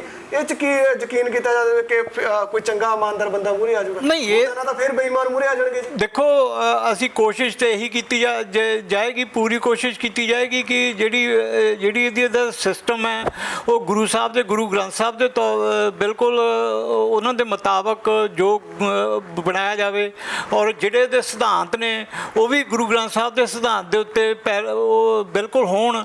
ਔਰ ਸਾਡੀ ਕੋਸ਼ਿਸ਼ ਪੂਰੀ ਹੋਏਗੀ ਔਰ ਬਣੇਗਾ ਵੀ ਉਸੇ ਸਿਧਾਂਤ ਦੇ ਉੱਤੇ, ਜਿਸ ਸਿਧਾਂਤ ਦੇ ਉੱਤੇ ਗੁਰੂ ਗ੍ਰੰਥ ਸਾਹਿਬ ਹੈ, ਉਸੇ ਸਿਧਾਂਤ ਦੇ। ਗੱਲ ਤੋਂ ਇਹ ਗੱਲ ਇੱਕ ਯਾਦ ਆ ਗਈ ਕਿ ਤੁਸੀਂ ਮੇਰੀ ਨਾਲੋਂ ਉਮਰ 'ਚ ਬਹੁਤ ਸੀਨੀਅਰ ਹੋ, ਤੁਹਾਨੂੰ ਵੀ ਸ਼ਾਇਦ ਯਾਦ ਹੋਣਾ ਤੇ ਮੈਨੂੰ ਵੀ ਯਾਦ ਆ ਕਿ ਇੱਕ BSP ਨਾਂ ਦੀ ਪਾਰਟੀ ਬਣੀ ਸੀ। ਹਾਂਜੀ, ਬਹੁਜਨ ਸਮਾਜ ਪਾਰਟੀ। ਉਹਦਾ ਜਿਹੜਾ ਮੁਖੀ ਸੀ ਕਾਂਸ਼ੀ ਰਾਮ, ਉਹਨੇ ਕਿਸੇ ਨੇ ਉਹਨੂੰ ਵਿਧਾਨ ਸਭਾ 'ਚ ਪੁੱਛਿਆ ਸੀਗਾ ਕਿ ਪਾਰਲੀਮੈਂਟ 'ਚ ਪੁੱਛਿਆ ਸੀਗਾ ਕਿ ਤੁਹਾਡਾ ਚੋਣ ਮੈਨੀਫੈਸਟੋ ਕੀ ਆ, ਤੇ ਉਹਨੇ ਉੱਥੇ ਬਿਆਨ ਦਿੱਤਾ ਸੀਗਾ ਕਿ ਮੇਰਾ ਚੋਣ ਮੈਨੀਫੈਸਟੋ ਸ਼੍ਰੀ ਗੁਰੂ ਗ੍ਰੰਥ ਸਾਹਿਬ। ਤੁਹਾਡੇ ਵੱਲੋਂ ਨਹੀਂ ਕਦੇ ਬਿਆਨ ਦਿੱਤਾ ਗਿਆ ਇਦਾਂ ਦਾ ਕਿ ਸਾਡਾ ਸੰਵਿਧਾਨ ਕੀ ਹੋਊਗਾ ਖਾਲਿਸਤਾਨ ਦਾ, ਜਾਂ ਅਸੀਂ ਕਿਹੜੀ ਉਹ ਤੇ ਚੱਲਾਂਗੇ? ਨਹੀਂ, 29 ਅਪ੍ਰੈਲ 1986 ਨੂੰ ਜਿਹੜੀ ਅਸੀਂ ਡੈਕਲੇਰੇਸ਼ਨ ਕੀਤੀ ਆ, ਉਹ ਡੈਕਲੇਰੇਸ਼ਨ ਦੀ ਕਾਪੀ ਸਾਡੇ ਕੋਲ ਹੈ, ਇੰਟਰਨੈਟ ਦੇ ਵੀ ਉੱਤੇ ਪਈ ਹੋਈ ਆ। ਤੁਸੀਂ 29 ਅਪ੍ਰੈਲ 1986 ਡੈਕਲੇਰੇਸ਼ਨ ਆਫ ਖਾਲਿਸਤਾਨ ਕੱਢ ਕੇ ਦੇ ਸਕਦੇ ਹੋ, ਇੰਗਲਿਸ਼ 'ਚ ਵੀ ਆ, ਪੰਜਾਬੀ ਦੇ ਵਿੱਚ ਵੀ ਆ। ਬਿਲਕੁਲ ਉਹਦੇ ਵਿੱਚ ਅਸੀਂ ਮੂਲ ਰੂਪ ਦੇ ਵਿੱਚ ਸਾਰਾ ਕੁਝ ਦਿੱਤਾ ਹੋਇਆ ਵੀ ਉਹਦਾ ਜਿਹੜਾ ਕਿ ਕਿਸ ਤਰੀਕੇ ਦਾ ਸਿਧਾਂਤ ਹੋਊਗਾ, ਕਿਹੜੀ ਜਿਹੜੀ ਇਕੋਨਮੀ ਦੀ ਪਾਲਿਸੀ ਹੈ ਜਿਹੜੀ ਉਹ ਗੁਰੂ ਗ੍ਰੰਥ ਸਾਹਿਬ ਦੀ ਕਿਹੜੀ ਤੁਕ ਦੇ ਆਧਾਰਿਤ ਹੋਊਗੀ, ਜਿਹੜਾ ਉਹਦਾ ਡਿਫੈਂਸ ਪਾਲਿਸੀ ਉਹ ਕਿਹੜੀ ਤੁਕ ਦੇ ਆਧਾਰਿਤ ਹੋਏਗੀ। ਬਿਲਕੁਲ ਉਹਨੂੰ ਗੁਰੂ ਗ੍ਰੰਥ ਸਾਹਿਬ ਦੇ ਵਿੱਚੋਂ ਕੱਢ ਕੇ ਅਸੀਂ ਜਿੰਨੇ ਵੀ ਲਾਈਫ ਦੇ ਪਾਰਟ ਨੇ, ਚਾਹੇ ਉਹ ਸਮਾਜਿਕ ਪਾਰਟ ਹੈ, ਆਰਥਿਕ ਪਾਰਟ ਹੈ, ਧਾਰਮਿਕ ਪਾਰਟ ਹੈ, ਸੱਭਿਆਚਾਰਕ ਪਾਰਟ ਹੈ, ਉਹਨੂੰ ਅਸੀਂ ਬਿਲਕੁਲ ਲਏ ਹੋਏ। ਔਰ ਤੁਸੀਂ ਦੇਖ ਸਕਦੇ ਹੋ 29 ਅਪ੍ਰੈਲ 1986 ਦਾ ਕੱਢ ਕੇ। ਮੈਨੂੰ ਆਪਣੇ ਨਿੱਜੀ ਤੌਰ ਤੇ ਇੱਕ ਗੱਲ ਲੱਗਦੀ ਆ ਕਿ ਕਿੰਨਾ ਲੰਬਾ ਸਮਾਂ ਹੋ ਗਿਆ, 35-36 ਸਾਲ ਹੋ ਗਏ ਦਰਬਾਰ ਸਾਹਿਬ ਤੇ ਅਟੈਕ ਹੋਣ ਤੋਂ ਬਾਅਦ ਇਹ ਮੂਵਮੈਂਟਾਂ ਚੱਲਦੀਆਂ ਤੁਹਾਡੀਆਂ ਖਾਲਿਸਤਾਨ ਦੀਆਂ। ਉਹ ਸਿਮਰਨਜੀਤ ਸਿੰਘ ਮਾਨ ਵੀ ਝੰਡਾ ਚੱਕੀ ਖਾਲਿਸਤਾਨ ਦੇ ਹੱਕ 'ਚ ਬੋਲਦੇ ਆ। ਮੈਨੂੰ ਲੱਗਦਾ ਪਰਸਨਲ ਤੌਰ ਤੇ ਕਿ ਤੁਸੀਂ ਇਹ ਜਾਂ ਸਿਮਰਨਜੀਤ ਸਿੰਘ ਮਾਨ ਹੋਣੀ ਖਾਲਿਸਤਾਨ ਦੀ ਵਿਆਖਿਆ ਨਹੀਂ ਸਮਝਾ ਸਕੇ ਲੋਕਾਂ ਨੂੰ। ਅੱਜ ਵੀ ਜੇ ਕੋਈ ਖਾਲਿਸਤਾਨ ਕਹਿੰਦਾ ਨਾ ਤਾਂ ਹਰੇਕ ਦੇ ਦਿਮਾਗ ਦੇ ਵਿੱਚ, ਜ਼ਿਆਦਾ ਨਹੀਂ ਈਵਨ ਮੇਰੇ ਦਿਮਾਗ 'ਚ ਵੀ ਉਹ ਅਸਲਾ ਰਫਲਾਂ ਹੱਥਾਂ 'ਚ ਮੁੰਡਿਆਂ ਦੇ ਚੱਕੀਆਂ ਹੋਈਆਂ, ਉੱਦਾਂ ਦਾ ਲੋਕਾਂ ਦੇ ਦਿਮਾਗ 'ਚ ਵੀ ਉਹ ਬੈਠਿਆ ਹੋਇਆ ਜੀ। ਨਹੀਂ, ਬਿਲਕੁਲ ਮੈਂ ਆ ਨਹੀਂ ਸਕੇ ਜੀ। ਮੈਂ ਬਿਲਕੁਲ ਤੁਹਾਡੇ ਨਾਲ ਸਹਿਮਤ ਹਾਂ ਇਸ ਗੱਲ ਦੇ ਲਈ ਕਿ ਪੂਰਨ ਤੌਰ ਦੇ ਉੱਤੇ 1984 ਤੋਂ ਬਾਅਦ ਅੱਜ ਵੀ ਮਤਲਬ ਲੋਕਾਂ ਦੇ ਜਿਹੜੇ ਨਵੇਂ ਨੌਜਵਾਨ ਨੇ ਉਹਨਾਂ ਦੇ ਪੇਰੈਂਟਸ ਦੇ ਦਲਾਂ ਦੇ ਵਿੱਚ ਉਹੀ 1984 ਵਾਲੇ ਆਲੇ ਦੁਆਲੇ ਦਾ ਜਿਹੜਾ ਚੱਲ ਰਿਹਾ। ਦੇਖੋ ਅਸੀਂ ਪੂਰਾ ਇਹ ਗੱਲ ਨੂੰ, ਜਿਹੜੇ ਨੌਜਵਾਨ ਨੇ ਜਿੰਨੇ ਵੀ ਸਾਡੇ 200-300 ਨੌਜਵਾਨ ਸਾਡਾ ਮੈਂਬਰ ਹੈਗਾ ਦਲ ਖਾਲਸਾ ਦਾ, ਜਿਹੜੀ ਸਿੱਖ ਯੂਥ ਆਫ ਪੰਜਾਬ ਹੈ, ਉਹ ਸਾਡੀ ਜਿਹੜੀ ਨੌਜਵਾਨਾਂ ਦੀ ਜਥੇਬੰਦੀ ਆ, ਅਸੀਂ ਪੂਰਨ ਤੌਰ ਦੇ ਉੱਤੇ ਇਹਨੂੰ ਇਹ ਗੱਲ ਸਮਝਾਉਣ ਦੀ ਯਤਨ ਕਰਦੇ ਹਾਂ ਇਸ ਗੱਲ ਨੂੰ ਕਿ ਜਿੰਨੀ ਵੀ ਖਾਲਿਸਤਾਨ ਦੀ ਪਾਲਿਸੀ ਹੈ ਉਹ ਕਿਹੜੀ ਪਾਲਿਸੀ ਕਿੱਦਾਂ ਲਾਗੂ ਹੋਊਗੀ। ਔਰ ਅਸੀਂ ਇਸ ਗੱਲ ਦੇ ਉੱਤੇ ਹੁਣ ਯਕੀਨ ਕੀਤਾ ਹੋਇਆ ਕਿ ਇਹਦੇ ਲਈ ਅਸੀਂ ਬੁੱਕਲੈਟ ਹੈ ਜਿਹੜੀ ਤਿਆਰ ਤਿਆਰ ਕਰ ਰਹੇ ਹਾਂ।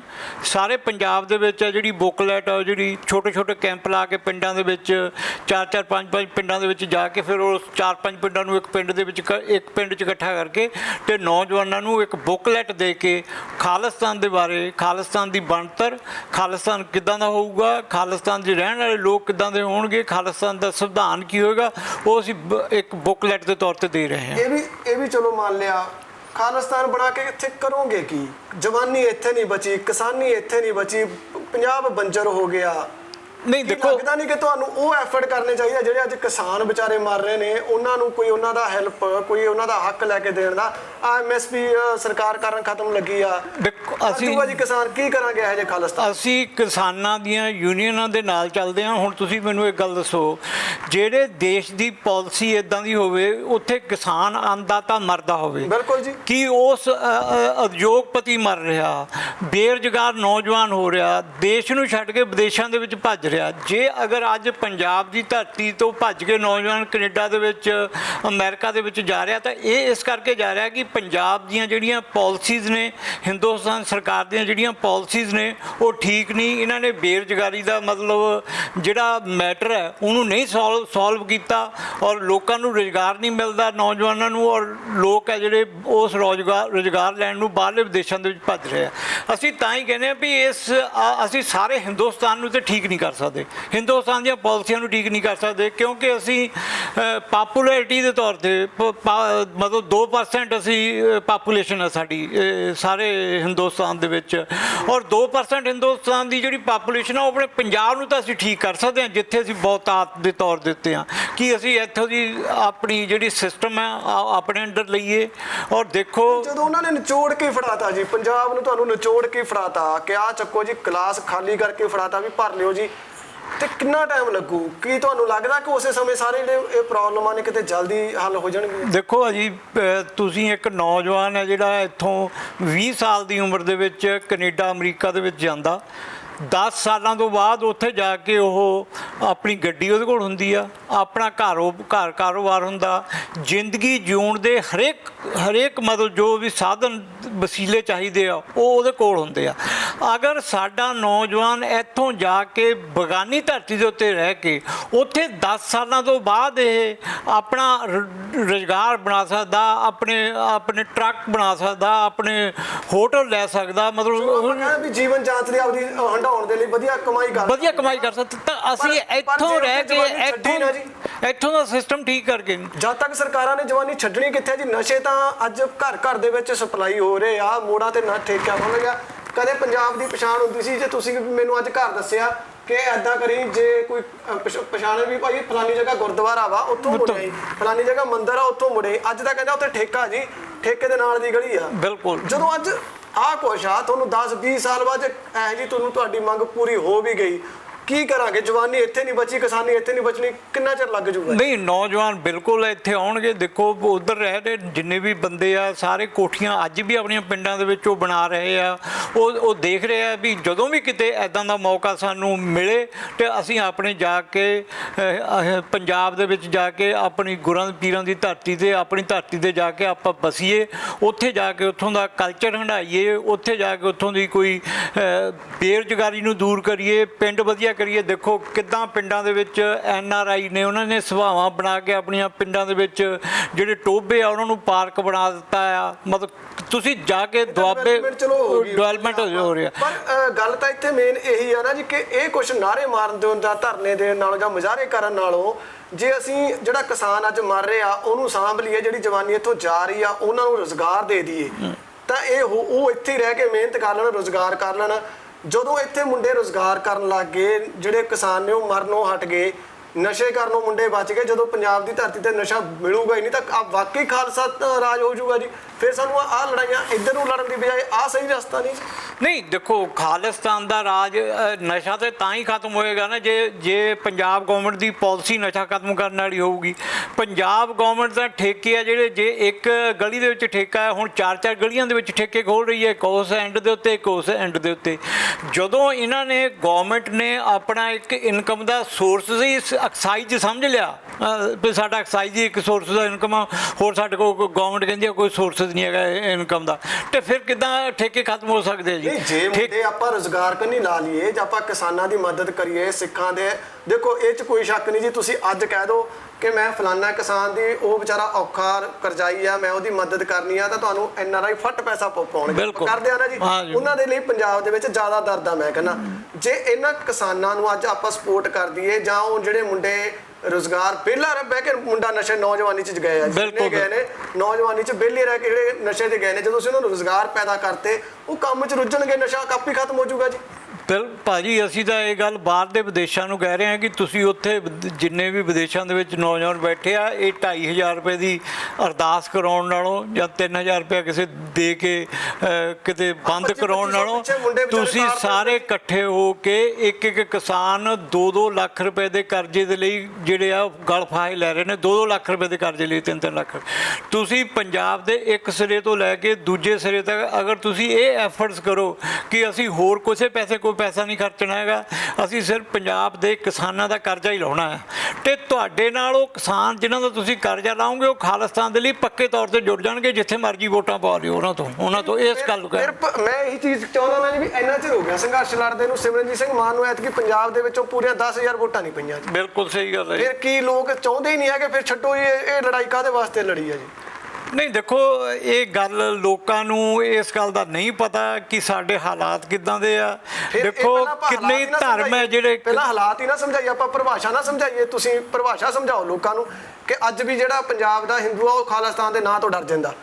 ਜਿਹੜੇ ਬਜ਼ੁਰਗ ਮਤਲਬ ਕਹਿ ਲਓ ਮਾਂ ਪਿਓ ਨੇ, ਉਹਨਾਂ ਨੂੰ ਆਪ ਕੁਝ ਦੇ 2 ਬੱਚੇ ਆ, 3 ਜਾਂ 1 ਆ, ਉਹ ਖਾਲਿਸਤਾਨ ਦੇ ਨਾਂ ਸੁਣਦੇ ਸਾਰ ਉਹਨਾਂ ਦੀ ਪਿਕਚਰ ਬਣ ਜਾਂਦੀ ਆ ਅਸਲੇ ਦੀ, ਰਫਲਾਂ ਦੀ, ਤਾਂ ਉਹ ਡਰ ਕੇ ਕਹਿੰਦਾ ਨਾ ਪੁੱਤ ਇਦਾਂ ਦੇ ਰਸਤੇ ਨਾ ਜਾਈ। ਇਹ ਪਰਿਭਾਸ਼ਾ ਤੁਹਾਨੂੰ ਲੱਗਦਾ ਨਹੀਂ? ਨਹੀਂ, ਅੱਗੇ ਨਾਲੋਂ ਬਹੁਤ ਜ਼ਿਆਦਾ ਸੈਟਲ ਹੋ, ਅੱਗੇ ਨਾਲੋਂ ਬਹੁਤ ਜ਼ਿਆਦਾ ਇਹ ਪ੍ਰੋਬਲਮ ਹੈ ਜਿਹੜੀ ਇਹ ਸੈੱਟ ਹੋ ਚੁੱਕੀ ਆ। ਬਹੁਤ ਘੱਟ ਹੁਣ ਲੋਕ ਹੈ ਜਿਹੜੇ ਉਹ ਇਸ ਗੱਲ ਤੋਂ ਡਰਦੇ ਨੇ। ਜਦੋਂ ਦਾ ਖਾਲਿਸਤਾਨ ਦਾ ਸ਼ਬਦ ਹੈ ਜਿਹੜਾ ਅਖਬਾਰਾਂ ਦੇ ਵਿੱਚ ਆਮ ਆਉਣ ਲੱਗ ਪਿਆ, ਸੋਸ਼ਲ ਮੀਡੀਆ ਦੇ ਉੱਤੇ ਆਮ ਚੱਲਦਾ ਖਾਲਿਸਤਾਨ ਦਾ ਸ਼ਬਦ, ਸੋਸ਼ਲ ਮੀਡੀਆ ਤੇ ਲੈਂਦਾ ਜੀ ਚੱਕ ਕੇ ਡੱਕ ਤੇ, ਜਾਂ ਤੁਹਾਡੇ ਸਾਹਮਣੇ ਦੇਖ ਲਓ ਜੀ। ਨਹੀਂ ਦੇਖੋ, ਇਹ ਤਾਂ ਗਵਰਨਮੈਂਟ ਨੇ ਥੋੜਾ ਬਹੁਤਾ ਤਾਂ ਗਵਰਨਮੈਂਟ ਦੀ ਇਹ ਮਾਰ ਹੈ ਜਿਹੜੀ ਸਾਨੂੰ ਤਾਂ ਸਿਮਰਨਜੀਤ ਸਿੰਘ ਮਾਨ ਕਹੀ ਜਾਂਦੇ ਨੇ ਜੀ ਮੈਂ ਸੁਪਰੀਮ ਕੋਰਟ ਤੋਂ ਲੜਾਈ ਲੜ ਕੇ ਖਾਲਿਸਤਾਨ ਸ਼ਬਦ ਵਰਤਣਾ, ਝੰਡਾ ਲਾ ਸਕਦੇ ਆ, ਮੈਂ ਲੜਾਈ ਲੜ ਕੇ ਜੰਗ ਜਿੱਤ ਲਈ। ਹਾਂਜੀ, ਜੇ ਤੁਸੀਂ ਜੰਗ ਜਿੱਤੀ ਆ, ਫਿਰ ਉਹ ਮੁੰਡੇ ਕਿਹੜੇ ਤਰੀਕੇ ਨਾਲ ਅੰਦਰ ਬਾੜਤੇ? ਫਿਰ ਇਹ ਕਹਿੰਦੇ ਨਾ ਜੀ ਵੀ ਇਹ ਤਾਂ ਕਹਿ ਸਕਦੇ ਆ, ਤੁਸੀਂ ਕਾਹਦੇ ਚੱਕ ਡੱਕ ਤੇ ਅੰਦਰ? ਇੱਥੇ ਫਿਰ ਦੋਹਰੇ ਚਿਹਰੇ ਕਾਤੇ? ਉਹਨਾਂ ਨੂੰ ਤਾਂ ਇੱਕ ਪਾਸੇ ਕਹਿੰਦੇ ਮੈਂ ਜੰਗ ਜਿੱਤ ਲਈ ਜੀ, ਕੌਮ ਨੂੰ ਕਹਿੰਦੇ ਮੈਂ ਜੰਗ ਜਿੱਤ ਲਈ, ਦੂਜੇ ਪਾਸੇ ਜਿਹੜੇ ਡੱਕੇ ਨੇ ਵਿਚਾਰੇ ਉਹਨਾਂ ਨੂੰ ਫਿਰ ਨਹੀਂ, ਇਹ ਜਿਹੜੀ ਇਸ ਕਰਕੇ ਨਹੀਂ ਇਹ ਉਹਨਾਂ ਬੰਦਿਆਂ ਨੂੰ ਫੜਦੇ ਹੈਗੇ। ਜਿਹੜੀਆਂ ਮੈਂ ਰਿਪੋਰਟਾਂ FIR ਦੇਖੀਆਂ ਨੇ, ਉਹ FIR ਦੇ ਵਿੱਚ ਪਹਿਲਾਂ ਉਹਨਾਂ ਨੂੰ 6 ਫॉर ਜਸਟਿਸ ਦਾ ਮੈਂਬਰ ਬਣਾਉਂਦੇ ਨੇ ਜੀ, ਕਿਉਂਕਿ 6 ਫॉर ਜਸਟਿਸ ਕਾਨੂੰਨੀ ਤੌਰ ਦੇ ਉੱਤੇ ਅਨਲਾਫਲ ਐਕਟੀਵਿਟੀ ਪ੍ਰੀਵੈਂਸ਼ਨ ਐਕਟ ਦੇ ਥੱਲੇ ਬੈਨ ਹੋਈ ਆ, ਔਰ ਉਹਦਾ ਮੈਂਬਰ ਬਣਾ ਕੇ ਫਿਰ ਖਾਲਿਸਤਾਨ ਦਾ ਝੰਡਾ ਉਹਦੇ ਹੱਥ 'ਚ ਫੜਾਉਂਦੇ। ਜਦੋਂ ਪੰਜਾਬ ਦੇ ਵਿੱਚ ਰਜਿਸਟਰਡ ਹੀ ਨਹੀਂ ਉਹ ਪਾਰਟੀ ਜਾਂ ਉਹ ਫਿਰ ਉਹ ਅਨਲੀਗਲ ਕਿਵੇਂ ਐਲਾਨੀ ਜਾ ਸਕਦੀ ਹੈ ਜੀ? ਦੇਖੋ ਇਹ ਤਾਂ ਜਦੋਂ ਅਸੀਂ ਇਹਨਾਂ ਨੂੰ ਕਿਹਾ ਸੀਗਾ ਵੀ ਜਿੱਦਣ ਅਨਲਾਫਲ ਐਕਟੀਵਿਟੀ ਪ੍ਰੀਵੈਂਸ਼ਨ ਐਕਟ ਦੇ ਥੱਲੇ ਤੁਹਾਨੂੰ ਇੱਥੋਂ ਬੈਨ ਕੀਤਾ ਗਿਆ ਹਿੰਦੁਸਤਾਨ ਦੇ ਵਿੱਚ, ਉਦੋਂ ਇਹਨਾਂ ਨੂੰ ਚਾਹੀਦਾ ਸੀ, ਪਿੱਛੇ ਜੇ ਇਹਨਾਂ ਨੇ ਸੁਣਵਾਈ ਕੀਤੀ ਅਨਲਾਫਲ ਐਕਟੀਵਿਟੀ ਪ੍ਰੀਵੈਂਸ਼ਨ ਐਕਟ ਦੇ ਸਾਹਮਣੇ, ਇਹਨਾਂ ਦਾ ਵਕੀਲ ਪੇਸ਼ ਹੋਣਾ ਚਾਹੀਦਾ ਸੀ ਦਿੱਲੀ ਦੇ ਵਿੱਚ। 6 ਫॉर ਜਸਟਿਸ ਦਾ ਵਕੀਲ ਦਿੱਲੀ ਦੇ ਵਿੱਚ ਪੇਸ਼ ਹੋ ਕੇ ਉਹਨਾਂ ਨੂੰ ਆਪਣਾ ਪੱਖ ਹੈ ਉਹ ਰੱਖਣਾ ਚਾਹੀਦਾ ਸੀਗਾ ਵੀ ਸਾਨੂੰ ਤੁਸੀਂ ਸਾਡੀ ਕਿਹੜੀ ਐਕਟੀਵਿਟੀਜ਼ ਹੈ ਜਿਹੜੀ ਉਹ ਆਏ ਨਹੀਂ, ਉਹਨਾਂ 'ਚੋਂ ਕੋਈ ਬੰਦਾ ਨਹੀਂ ਪੇਸ਼ ਕੀਤਾ। ਦੇਖੋ ਫਿਰ ਚੀਮਾ ਸਾਹਿਬ ਤੁਸੀਂ ਮੇਰੇ ਤੋਂ ਬਹੁਤ ਮੇਰੇ ਸੀਨੀਅਰ ਉਮਰ ਦੇ ਹੋ, ਫਿਰ ਇੱਥੇ ਤੁਹਾਨੂੰ ਮੰਨਣਾ ਪਊਗਾ ਕਿ ਸਾਡੇ ਮੁੰਡਿਆਂ ਨੂੰ ਜਜ਼ਬਾਤੀ ਕਰਕੇ ਮਾਰਿਆ ਜਾ ਰਿਹਾ, ਸਾਡੇ ਮੁੰਡਿਆਂ ਦਾ ਭਵਿੱਖ ਖਰਾਬ ਕੀਤਾ ਜਾ ਰਿਹਾ। ਉਹ 43 ਦੇ 43 ਪਰਿਵਾਰ ਇਦਾਂ ਦੇ ਨੇ ਜਿਨ੍ਹਾਂ ਦੇ ਘਰੇ ਵਿਚਾਰਿਆਂ ਤੇ ਰੋਟੀ ਮਸਾਂ ਪੱਕਦੀ ਆ। ਉਹਨਾਂ ਨੇ ਕਿਹੜੇ ਖਾਲਿਸਤਾਨ ਦੀ ਲੋੜ ਆ ਉਹਨਾਂ ਨੂੰ? ਦੇਖੋ ਮੈਂ ਬੇਨਤੀ ਕਰਦਾ ਤੁਹਾਡੇ ਮਾਧਿਅਮ ਦੇ ਰਾਹੀਂ 6 ਫॉर ਜਸਟਿਸ ਨੂੰ ਕਿ ਲੜਾਈ ਹੈ ਜਿਹੜੀ ਉਹ ਪੰਜਾਬ ਦੇ ਵਿੱਚ ਜਿਸ ਤਰੀਕੇ ਦੇ ਨਾਲ ਉਹ ਲੜ ਰਹੇ ਨੇ, ਉਹਨਾਂ ਦੀ ਆਪਣੀ ਜਥੇਬੰਦੀ ਹੈ, ਉਹਨਾਂ ਦੇ ਆਪਣੀ ਪਾਲਿਸੀ ਪ੍ਰੋਗਰਾਮ ਨੇ, ਉਹਨਾਂ ਨੂੰ ਇਹ ਗੱਲ ਦੇਖਣੀ ਚਾਹੀਦੀ ਹੈ ਵੀ ਸਾਡੀ ਕਿਹੜੀ ਐਕਟੀਵਿਟੀਜ਼ ਹੈ ਜਿਹਦੇ ਨਾਲ ਪੰਜਾਬ ਦੇ ਵਿੱਚ ਹੈ ਜਿਹੜਾ ਨੌਜਵਾਨ ਵਰਗ ਹੈ ਜਿਹੜਾ ਉਹ ਜ਼ਿਆਦਾ ਦੁੱਖ ਤਕਲੀਫਾਂ ਦੇ ਵਿੱਚ ਨਹੀਂ ਪੈਂਦਾ ਹੈਗਾ। ਸਾਡੀ ਕਿਹੜੀ ਐਕਟੀਵਿਟੀਜ਼ ਦੇ ਨਾਲ ਅਸੀਂ ਆਪਣੀ ਸਟਰਗਲ ਨੂੰ ਵੀ ਤੇਜ਼ ਕਰਦੇ ਹਾਂ ਔਰ ਅਸੀਂ ਪੰਜਾਬ ਦੇ ਲੋਕਾਂ ਨੂੰ ਵੀ ਕਿਸੇ ਦੁੱਖ ਤਕਲੀਫਾਂ ਦੇ ਵਿੱਚ ਨਹੀਂ ਸਿੱਟਦੇ। ਇਹ ਉਹਨਾਂ ਨੂੰ ਕਿਸ ਤਰੀਕੇ ਨਾਲ ਪਤਾ ਲੱਗ ਸਕਦਾ ਜਦੋਂ ਤੱਕ ਉਹ ਪੰਜਾਬ ਦੀਆਂ ਜਥੇਬੰਦੀਆਂ ਜਿਹੜੀਆਂ ਖਾਲਿਸਤਾਨ ਦੀ ਲੜਾਈ ਲੜਦੀਆਂ ਨੇ ਉਹਨਾਂ ਦੇ ਨਾਲ ਆਪਣਾ ਸਿੱਧਾ ਰਾਬਤਾ ਨਹੀਂ ਰੱਖਣਗੇ। ਇਹੋ ਜਿਹੇ ਖਾਲਿਸਤਾਨ ਨੂੰ ਕਰਾਂਗੇ ਕੀ ਜੀ? ਉਹ ਜਿਹੜੀਆਂ ਵਿਚਾਰੇ ਮੁੰਡੇ ਅੰਦਰ ਗਏ ਨੇ ਉਹਨਾਂ ਦੀਆਂ ਮਾਵਾਂ ਤੁਹਾਨੂੰ ਕਿੱਥੋਂ ਨਹੀਂ ਬਦਦੁਆਵਾਂ ਦਿੰਦੀਆਂ ਹੋਣਗੀਆਂ ਜੀ ਇਹਨਾਂ ਨੂੰ? ਇਹੋ ਜਿਹੇ ਖਾਲਿਸਤਾਨ ਨੂੰ ਲੋਕੀ ਜਿਹੜੇ ਦੇਖ ਕੇ ਮੇਰੇ ਵਰਗਾ ਕਹਿੰਦਾ ਜੀ ਅਸੀਂ ਇਹੋ ਜਿਹੇ ਖਾਲਿਸਤਾਨ ਨੂੰ ਕੀ ਕਰਨਾ ਕਿ ਇੱਕ ਝੰਡਾ ਲਾਇਆ ਸੀ ਜਾਂ ਇੱਕ ਪੋਸਟ ਸ਼ੇਅਰ ਕੀਤੀ ਸੀ, ਚੱਕ ਕੇ ਡੱਕਤਾ UAPA ਲਾ ਕੇ, ਪਤਾ ਨਹੀਂ ਕਦੋਂ ਬਾਹਰ ਆਉਣਾ ਉਹਨੇ ਕਦੋਂ ਨਹੀਂ। ਅਸੀਂ ਮੁੰਡੇ ਤਾਂ ਫਿਰ ਹੋਰ ਨੈਗੇਟਿਵ ਹੋ ਰਹੇ ਨੇ ਜੀ। ਦੇਖੋ ਅਸੀਂ ਬਹੁਤ ਜਿੰਨੇ ਵੀ ਨੌਜਵਾਨ ਸਾਡੇ ਨਾਲ ਜੁੜੇ ਹੋਏ ਨੇ, ਅਸੀਂ ਜਦੋਂ ਵੀ ਕਿਤੇ ਜਾਂਦੇ ਹਾਂ, ਕਿਤੇ ਵੀ ਸਪੀਚ ਕਰਦੇ ਹਾਂ, ਸਾਡਾ ਇੱਥੋਂ ਤੱਕ ਕਿ ਉਹਨਾਂ ਨੂੰ ਬਚਾਉਣ ਦਾ ਫਰਜ਼ ਹੈ ਜਿਹੜਾ ਅਸੀਂ ਉਹ ਆਪਣਾ ਪੂਰਾ ਅਦਾ ਕਰਦੇ ਹਾਂ। ਔਰ ਉਹਨਾਂ ਨੂੰ ਕਹਿੰਦੇ ਹਾਂ ਵੀ ਸੋਸ਼ਲ ਮੀਡੀਆ ਦੇ ਵਿੱਚ ਆਪਣੀਆਂ ਜਿਹੜੀਆਂ ਐਕਟੀਵਿਟੀਜ਼ ਨੇ ਉਹਨਾਂ ਨੂੰ ਥੋੜ੍ਹੀਆਂ ਘਟਾਓ, ਉਹਨਾਂ ਐਕਟੀਵਿਟੀਜ਼ ਨੂੰ ਘਟਾਓ, ਸਾਨੂੰ ਦੇਖਣ ਦਿਓ ਕਿੱਥੇ ਤੱਕ ਹੈ। ਔਰ ਜਿਹੜੀ ਜਥੇਬੰਦੀ ਬੈਨ ਹੈ ਬਿਲਕੁਲ ਉਹਦਾ ਨਾ ਵਰਤੋ, ਕੋਈ ਵੀ ਜਿਹੜਾ ਉਹਦਾ ਲੋਗੋ ਹੈ ਜਾਂ ਉਹਦੀ ਕੋਈ ਪੋਸਟ ਹੈ ਨਾ ਵਰਤੋ। ਜਿਹੜੀ ਕੋਈ ਤੁਹਾਨੂੰ ਇਸ ਗੱਲ ਤੋਂ ਤਕਲੀਫ ਦੇਵੇ, ਤੁਹਾਨੂੰ ਅੰਦਰ ਕਰੇ, ਉਸ ਗੱਲ ਤੋਂ ਅੰਦਰ ਕਰਾਵੇ ਜਾਂ ਤੁਹਾਡੇ ਮਾਂ-ਬਾਪ ਨੂੰ ਤਕਲੀਫ ਦੇਵੇ। ਇਹ ਸਾਡਾ, ਅਸੀਂ ਉਹਨਾਂ ਨੂੰ ਇਹ ਗੱਲ ਸਮਝਾਉਂਦੇ ਹਾਂ ਸਾਰਿਆਂ ਨੂੰ। ਤਾਂ ਹੀ ਜਿਹੜੀਆਂ ਹੁਣ ਘੱਟ ਤੋਂ ਘੱਟ ਐਕਟੀਵਿਟੀਜ਼ ਬਹੁਤ ਘੱਟ ਗਈਆਂ ਨੇ, ਨੌਜਵਾਨ ਤਾਂ ਹੀ ਹੈ ਜਿਹੜੇ ਉਹਨਾਂ ਦੀ ਰਫ਼ਤਾਰ ਹੈ ਜਿਹੜੀ ਇੱਥੇ ਹੋ ਗਿਆ ਨਾ ਜੀ ਵੀ ਉਹ ਕਹਿੰਦੇ ਨਾ ਸਿਆਣੇ, ਤੁਸੀਂ ਕਹਿੰਦੇ ਹੁੰਦੇ ਸੀ ਕਿ ਅੱਗ ਲਾਈ ਤੇ ਡੱਬੂ ਕੰਧ ਤੇ, ਉਹ ਡੱਬੂ ਕੰਧ ਵਾਲਾ ਹਾਲ ਹੋ ਗਿਆ। ਅੱਗ ਲਾ ਕੇ ਪਰੇ ਹੋ ਜਾਂਦੇ ਆ, ਮੁੰਡੇ ਅੰਦਰ ਡੱਕੇ ਗਏ, ਫਿਊਚਰ ਖਰਾਬ ਹੋ ਗਏ, ਪਰਿਵਾਰ ਉੱਜੜ ਗਏ। ਚਲੋ ਹੈਗਾ ਤਾਂ ਤੁਸੀਂ ਵੀ ਲੜਾਈ ਉਹੀ ਖਾਲਿਸਤਾਨ ਦੀ ਲੜ ਰਹੇ ਹੋ, ਉਹ ਵੀ ਕਹਿੰਦਾ ਜੀ ਮੈਂ ਖਾਲਿਸਤਾਨ ਦੀ ਲੜਾਈ ਲੜ ਰਿਹਾ। ਜੇ ਉਹ ਨਹੀਂ ਮਗਰ ਆ ਰਿਹਾ, ਤੁਸੀਂ ਤਾਂ ਘੱਟੋ ਘੱਟ ਉਹਨਾਂ ਪਰਿਵਾਰਾਂ ਦੀ ਕੋਈ ਕਰੋ ਸਾਰ ਲਓ। ਅਸੀਂ ਜਾ ਰਹੇ ਹਾਂ ਜੀ, ਅਸੀਂ ਸਾਡੇ ਜਿੰਨੇ ਵੀ ਮੁੰਡੇ, ਕੋਈ ਇੱਦਾਂ ਦਾ ਮੁੰਡਾ ਨਹੀਂ 42 ਜੋ ਜਿਹਦਾ ਵਕੀਲ ਨਹੀਂ ਹੈਗਾ ਬਾਹਰ, ਉਹਦਾ ਵਕੀਲ ਸਾਰਿਆਂ ਦੇ ਖੜੇ ਕੀਤੇ ਹੋਏ ਆ। ਜਿੰਨੀ ਵੀ ਸਾਡੀ ਉਹਨਾਂ ਦੇ ਪਰਿਵਾਰਾਂ ਦੀ ਸਪੋਰਟ ਹੋ ਸਕਦੀ ਹੈ, ਅਸੀਂ ਪਰਿਵਾਰਾਂ ਦੀ ਸਪੋਰਟ ਦੇ ਵਿੱਚ ਜਾਂਦੇ ਹਾਂ। ਜਿੱਥੇ ਵੀ ਕੋਈ ਮਤਲਬ ਕੋਈ ਦੁਖਾਂਤ ਵਾਪਰਦਾ, ਲਵਪ੍ਰੀਤ ਆ ਉਹਦੇ ਭੋਗ 'ਤੇ ਵੀ ਗਏ ਆ, ਉੱਦਾਂ ਵੀ ਉਹਦੇ ਪਰਿਵਾਰ ਨੂੰ ਮਿਲੇ ਆ, ਉਹਦੇ ਪਰਿਵਾਰ ਨੂੰ ਲੈ ਕੇ ਚੀਫ ਮਿਨਿਸਟਰ ਤੱਕ ਵੀ ਗੱਲ ਕੀਤੀ ਆ ਵੀ ਤੁਸੀਂ ਆ ਬੰਦਾ ਹੈ ਜਿਹੜਾ NIA ਦੇ ਸਿਰਫ ਇੱਕ ਇਨਵੈਸਟੀਗੇਸ਼ਨ ਦੇ ਤੌਰ 'ਤੇ ਬੰਦਾ ਡਰ ਦੇ ਨਾਲ ਮਤਲਬ ਜਿਹੜਾ ਉਹ ਸੁਸਾਈਡ ਕਮਿਟ ਕਰ ਗਿਆ। ਕਿਹੜੀ ਚੀਜ਼ ਇਹਨੂੰ ਇੱਦਾਂ ਦੀ ਉਹਨਾਂ ਨੇ ਪੁੱਛ ਲਈ ਆ ਕਿ ਇਹਨੇ ਦੱਸਿਆ ਤੱਕ ਵੀ ਨਹੀਂ ਆਪਣੇ ਮਾਪਿਆਂ ਨੂੰ, ਮਾਂ-ਬਾਪ ਨੂੰ ਵੀ ਮੇਰੀ ਇਨਵੈਸਟੀਗੇਸ਼ਨ 'ਚ ਕੀ ਹੋਇਆ, ਮੈਨੂੰ ਉਹਨਾਂ ਨੇ ਕੀ ਪੁੱਛਿਆ, ਕੀ ਡਰਾਵਾ ਦਿੱਤਾ। ਸਾਨੂੰ ਤਾਂ ਇਹ ਨਹੀਂ ਪਤਾ ਲੱਗਦਾ ਕਿ ਉਹਦੇ ਆਫਿਸ 'ਚ ਆਉਣ ਤੋਂ ਬਾਅਦ ਕਮਰੇ ਦੇ ਵਿੱਚ ਆ ਕੇ ਮੈਂ ਉਹੀ ਤਾਂ ਕਹਿੰਦਾ ਨਾ ਜੀ, ਜੇ 3.25 ਕਰੋੜ ਦੀ ਪੰਜਾਬ ਦੀ ਆਬਾਦੀ ਦੇ ਵਿੱਚੋਂ ਤੁਹਾਨੂੰ ਵੋਟ ਹੀ 10,000 ਪੈਂਦੀ ਪਈ ਆ ਜੀ, ਜਦੋਂ ਲੋਕ ਪਸੰਦ ਹੀ ਨਹੀਂ ਕਰਦੇ ਫਿਰ ਕਾਹਨੂੰ ਰੌਲਾ ਪਾਇਆ ਜੀ। ਦੇਖੋ ਵੋਟਾਂ ਜਿਹੜੀਆਂ ਨੇ ਬਲਜਿੰਦਰ ਭਾਜੀ, ਉਹ ਵੋਟਾਂ ਜਿਹੜੀਆਂ ਨੇ ਉਹ ਤਰਲੋਚਨ ਸਿੰਘ ਜੀ ਪੈਂਦੀਆਂ ਨੇ ਸਿਰਫ ਅੱਜ ਦੇ ਮੁੱਦਿਆਂ ਦੇ ਰਿਲੇਟਡ। ਭਈ ਵੋਟਾਂ ਦੇ ਵਿੱਚ ਜਿੰਨਾ ਵੀ ਵੋਟ ਮੈਨੀਫੈਸਟੋ, ਚੋਣ ਮੈਨੀਫੈਸਟੋ ਬਣਦਾ, ਉਹਦੇ 'ਚ ਜਿੰਨੇ ਵੀ ਮੁੱਦੇ ਹੁੰਦੇ ਆ ਉਹ ਅੱਜ ਦੇ ਜਿਹੜੇ ਮੁੱਦੇ ਆ ਉਹ ਉਹਨਾਂ ਨੇ ਲਏ ਹੁੰਦੇ ਆ ਵੀ ਅਸੀਂ ਇਹ ਕਰਕੇ ਦਿਆਂਗੇ, ਅਸੀਂ ਵਿਦਿਆਰਥੀਆਂ ਨੂੰ ਆਹ ਦਿਆਂਗੇ, ਕਿਸੇ ਨੂੰ ਫੋਨ ਦਿਆਂਗੇ, ਬੇਰੁਜ਼ਗਾਰੀ ਹੱਲ। ਅੱਜ ਦੇ ਮੁੱਦਿਆਂ ਦੇ ਤੇ ਇੱਕ ਵਾਰੀ ਸਰਕਾਰ ਦੇ ਸੱਤਾ ਦੇ ਵਿੱਚ ਆ ਜਾਓ, ਫਿਰ ਆਪਦੀਆਂ ਜਿਹੜੀਆਂ ਤੁਹਾਡੀਆਂ ਪਾਲਿਸੀਆਂ ਹੈਗੀਆਂ ਕਰ ਲਿਓ ਲਾਗੂ। ਦੇਖੋ ਹਿੰਦੁਸਤਾਨ ਦੇ ਸਿਸਟਮ ਦੇ ਵਿੱਚ ਪੈ ਕੇ ਭਾਜੀ, ਚਾਹੇ ਕੋਈ ਵੀ ਬੰਦਾ ਪੰਜਾਬ ਦਾ ਮੁੱਖ ਮੰਤਰੀ ਬਣ ਜਾਵੇ, ਈਵਨ ਕਿ ਮੈਂ ਕਹਿੰਦਾ ਜੇ ਸਿਮਰਜੀਤ ਸਿੰਘ ਮਾਨ ਹੋਣੀ ਵੀ ਜਿਹੜੇ ਹਰੇਕ MLA ਦੀ ਇਲੈਕਸ਼ਨ ਲੜਦੇ ਆ, MP ਦੀ ਇਲੈਕਸ਼ਨ ਲੜਦੇ ਆ, ਅਗਰ ਉਹ ਵੀ ਚੀਫ ਮਿਨਿਸਟਰ ਪੰਜਾਬ ਦੇ ਬਣ ਜਾਣ ਤੇ ਉਹ ਇਸ ਸਿਸਟਮ ਦੇ ਵਿੱਚ ਕੁਝ ਨਹੀਂ ਸੁਧਾਰ ਸਕਦੇ। ਕਿਉਂਕਿ ਤੁਸੀਂ ਹੁਣ ਸਿਸਟਮ ਦੇਖੋ ਕਿੱਦਾਂ ਦਾ ਹੋ ਗਿਆ। ਆ ਨਵੇਂ ਸਿਸਟਮ ਦੇ ਵਿੱਚ ਉਹਨਾਂ ਨੇ ਜਿਹੜਾ ਹਿੰਦੁਸਤਾਨ ਨੇ ਜਿਹੜਾ GST ਸੀਗਾ ਪੰਜਾਬ ਦੇ ਹਿੱਸੇ ਦਾ, ਉਹ ਪੰਜਾਬ ਦਾ GST ਨਹੀਂ ਪੰਜਾਬ ਨੂੰ ਦਿੱਤਾ। ਔਰ ਇਹਨੂੰ ਇਹ ਗੱਲ ਕਹਿ ਰਿਹਾ ਵੀ ਜੇ ਤੂੰ ਆਪਣੇ ਹਿੱਸੇ ਦਾ GST ਲੈਣਾ ਤੇ ਤੂੰ ਬੈਂਕ ਤੋਂ, ਰਿਜ਼ਰਵ ਬੈਂਕ ਆਫ ਇੰਡੀਆ ਤੋਂ ਲੋਨ ਲੈ ਲਾ, ਪਰ ਤੈਨੂੰ ਤੇਰੇ ਜਿਹੜੇ ਹਿੱਸੇ ਦੇ ਪੈਸੇ ਅਸੀਂ ਲੋਕਾਂ ਤੋਂ ਕੱਟੇ ਆ ਉਹ ਨਹੀਂ ਤੈਨੂੰ ਮਿਲਣਗੇ। ਮਤਲਬ ਸਟੇਟਾਂ ਦੇ ਅਧਿਕਾਰ ਆ ਜਿਹੜੇ ਉਹ ਇੰਨੇ ਤੱਕ ਇੰਨੇ ਥੱਲੇ ਜਾ ਰਹੇ ਆ ਸੰਘੀ ਢਾਂਚੇ 'ਚ। ਕਿ ਤੁਸੀਂ, ਮੈਂ ਇਹ ਤਕਰੀਬਨ 20 ਜਾਂ 25 ਮਿੰਟ ਦੀ ਇੰਟਰਵਿਊ ਦੇ ਵਿੱਚ ਇੱਕ ਸ਼ਬਦ ਹਿੰਦੁਸਤਾਨ ਘੱਟੋ ਘੱਟ 20 ਵਾਰੀ 25 ਵਾਰੀ ਵਰਤਿਆ, ਜਦ ਕਿ ਆਪਣਾ ਤਾਂ ਹੈ ਹੀ ਨਹੀਂ, ਹਿੰਦੁਸਤਾਨ ਦਾ ਸ਼ਬਦ ਹੀ ਨਹੀਂ, ਭਾਰਤ ਜਾਂ ਇੰਡੀਆ ਆਪਾਂ ਸਾਡੇ ਮੂੰਹਾਂ 'ਚ ਨਹੀਂ ਪਾਤਾ ਉਹਨਾਂ ਨੇ ਜੀ।